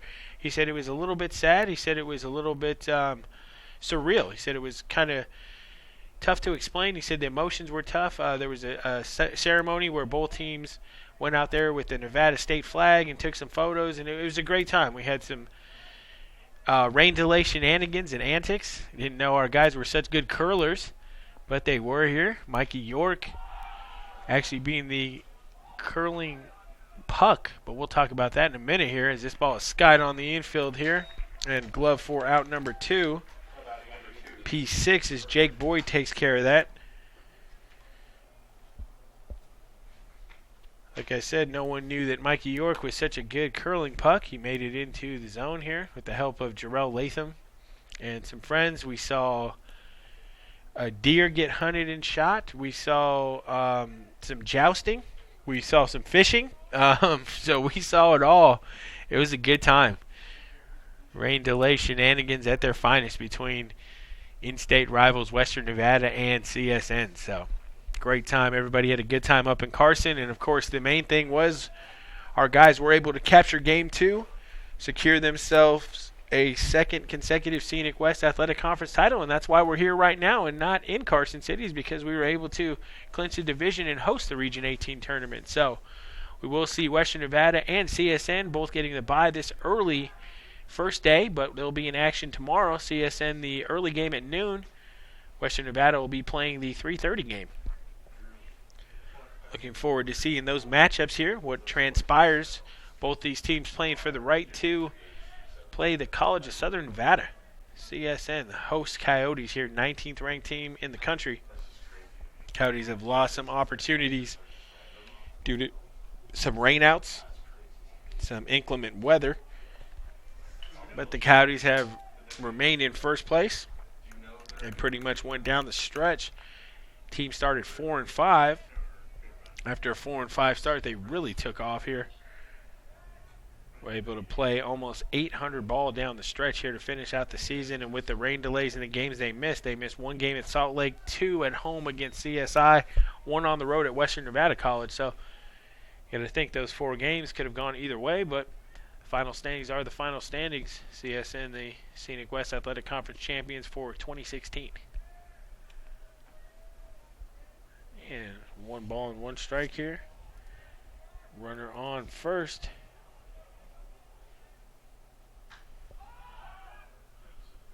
It's a well-hit ball. Looks like it's going to get out of play, though. It does. Over toward the Spartans dugout.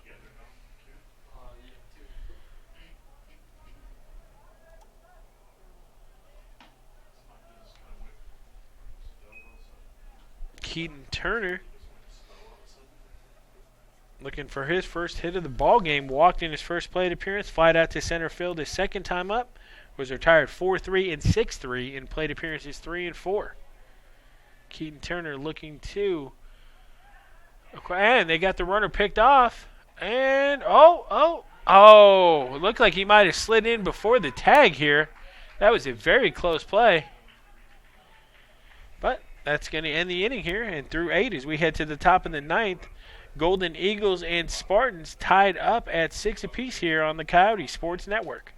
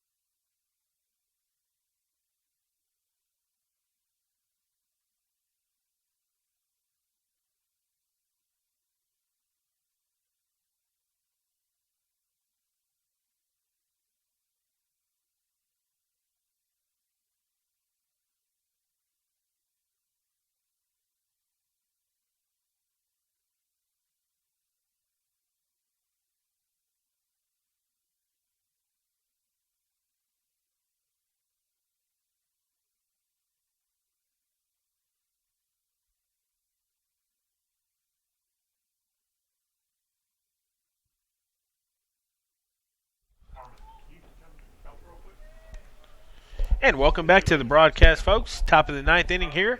As one run here could decide this game. Caden Hardcastle back out for his second inning of work. The lefty's going to pitch to Cole Walters. And following Cole Walters in the lineup is going to be Mason Hayes and Blake Sanchez. So we have the 2, 3, 4 hitters for the Golden Eagles looking to play to run here. That's all they need to do is come up clutch, play to run here, and take care of business if they can. One of them is going to go ahead and face CSN tomorrow afternoon at noon. The other one is going to have to get their mind right, regroup immediately, and get ready for a final game here tonight. Projected start time 7:30 p.m. That is tentative, of course, especially with the game being tied and extra innings staring us right in the face. But first things first, Caden Hardcastle comes set to deliver the next pitch. That's taken for a ball. 1 ball and 1 strike here in the top half of the ninth inning to the CSI second baseman, Cole Walters. Walters reached his first plate appearance, E6, stole a base, tripled home a run, grounded out to third, and singled. Walters follows that next delivery back. Count now 1 ball and 2 strikes.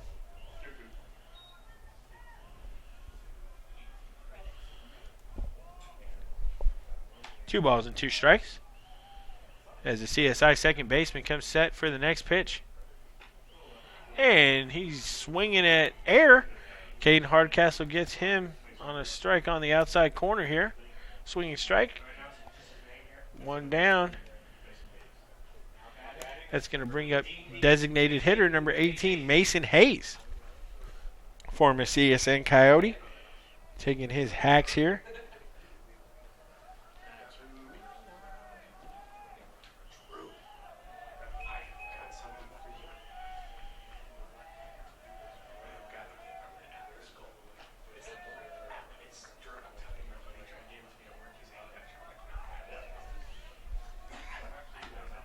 Mason Hayes is the kind of bat that can put a charge into one here and break this tie with 1 swing.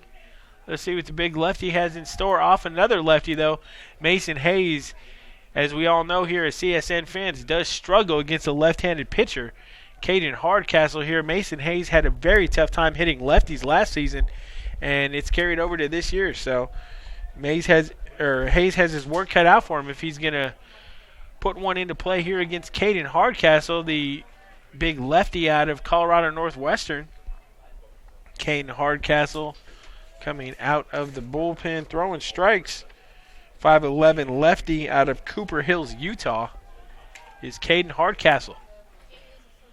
And Mason Hayes watches the 2-1 pitch come over for a called strike. 2 balls, 1 strike, 1 out.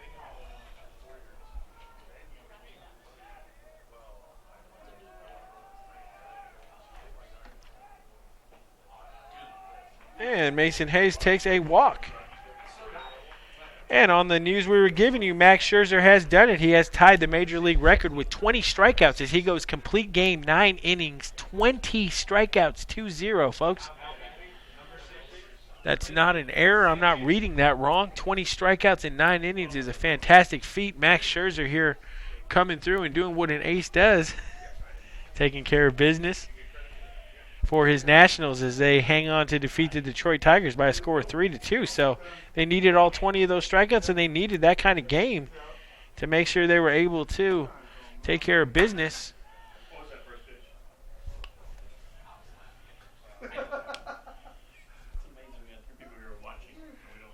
Blake Sanchez here stepping into the box against Mason Hayes.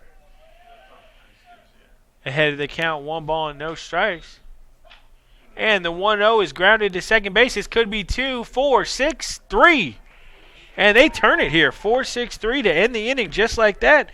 On a 1-0 pitch, Blake Sanchez grounds into the 4-6-3 double play. And that's going to end the inning as we head to the bottom of the ninth. Spartans and Golden Eagles tied at 9 here on the Coyote Sports Network.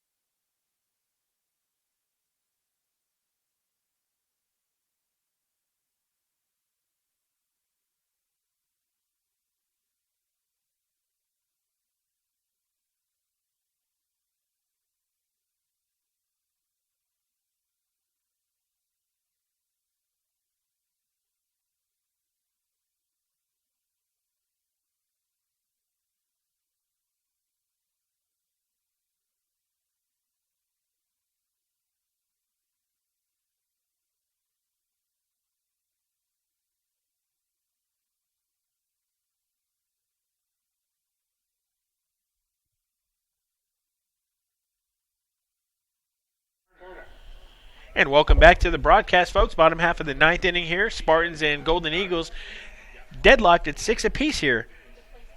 Leading off for the Spartans is going to be Keaton Turner. Left fielder will be followed by second baseman Christopher Haynes. And then back to the top of the order with center fielder Zach Hoffman. Tense times here, of course, as Jeremy Speth is in for another inning of work. And if Colorado Northwestern can play to run, they will win this game here. So, bottom of the ninth here, you know what it is. Crunch time here. This is what these players live for if you're a member of either Colorado Northwestern or CSI. Ball grounded out to short. Very heads-up play, 6-3 to retire Keaton Turner. 6-3 for the second straight at bat. And that's going to bring up second baseman Christopher Haynes. Chris Haynes, E1 is first at bat. Reaches the pitcher, cannot make a play. Struck out in his second plate appearance, 6-3 and 4-3. Final 2 times up here. And that was enough to take care of Christopher Haynes, who has not got a hit all afternoon. Let's see what Haynes can do as he puts one right back up the box, and that's through the hole for a single. 1-out single to center field here. Nice job by the Spartan second baseman. For the top of the order, Zach Hoffman and Tanner Neeslandic. You got to make these opportunities count here. This is exactly what the Spartans would like to do, get a runner on for their top 2 bats. Zach Hoffman is due. Hoffman is 2 for 4 today.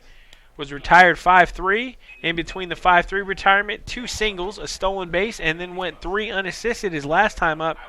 The lefty center fielder is looking for more here as Zach Hoffman would love to put one into the outfield, put some pressure on, try to move Haynes over. And he's bunting. That's a questionable technique for sure here. As you got Haynes bunting with 1 away in the inning, you got to watch out for that because we've seen a fantastic play made by the CSI catcher where he pounced on a bunt, was able to throw over to third and retired the lead runner here, so they were not able to advance the way they wanted to here, and that's always tricky. So watch out for that lead runner advancing here. If you do get the bunt down, you got to make sure that he's got the wheels to get to second.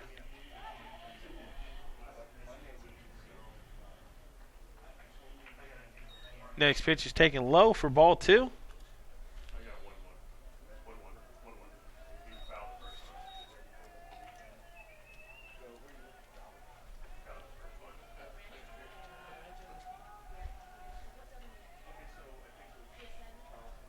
The next pitch from Speth to Hoffman. For that, he fires over to first base to keep Chris Haynes honest. See what Haynes is all about here. If Haynes has the opportunity, the question is, does Lou McCollum send Haynes, try to get him into scoring position here for Hoffman and Neeslandic? 1-1 pitch, but before that, throw back over to first, try to keep Haynes as honest as humanly possible. Try to keep him from getting any sort of an advantage. A competitive second lead here is the difference between a runner getting to second and third on a single. So Lou McCollum here has a lot to work with. Zach Hoffman handles the bat very well, and he lays down an excellent bunt. Third baseman charging the whole way, makes a nice play. Oh, and that ball was thrown in behind, almost got into the outfield. So we're going to give Zach Hoffman a sack there. 5-3. He's retired here on the sacrifice. He does get the runner over, and Tanner Neeslandic looking to be the man of the day here for the Spartans. If Tanner Neeslandic can put a base hit into the outfield, he can effectively win this game for the Spartans. No better hitter you'd want up in this spot. Tanner batting .358 on the season for the Spartans. 58 hits, by far a team high, 58 hits. Of those 58 hits, 12 of those have been for extra bases. Tanner Neeslandic, the man you want up in this spot if you're Colorado Northwestern.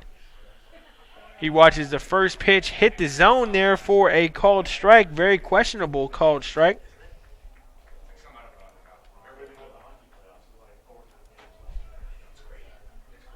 No balls, 1 strike here.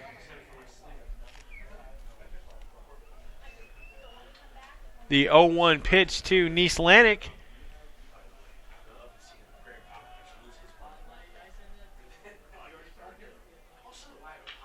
And that's the ball game, folks. I'll call it right here. Tanner Atlantic puts it into left field. The throw is way wide, and it's over. Spartans walk it off in the ninth, and you can tell by the jubilation here as Tanner Atlantic is absolutely attacked and mobbed by his teammates at second base. Clutch hit. What else do you expect from a 358 hitter with a runner in scoring position? Tanner Atlantic does what he's done all season, one of the most elite hitters in the entire Scenic West Athletic Conference, and just like that, the Spartans gamble pays off as they save ace Christopher Ramirez for CSN and walk off here 9-8 or 7-6. Excuse me, I don't know what I was reading. 7-6 here in the bottom half of the ninth inning. What a game, folks!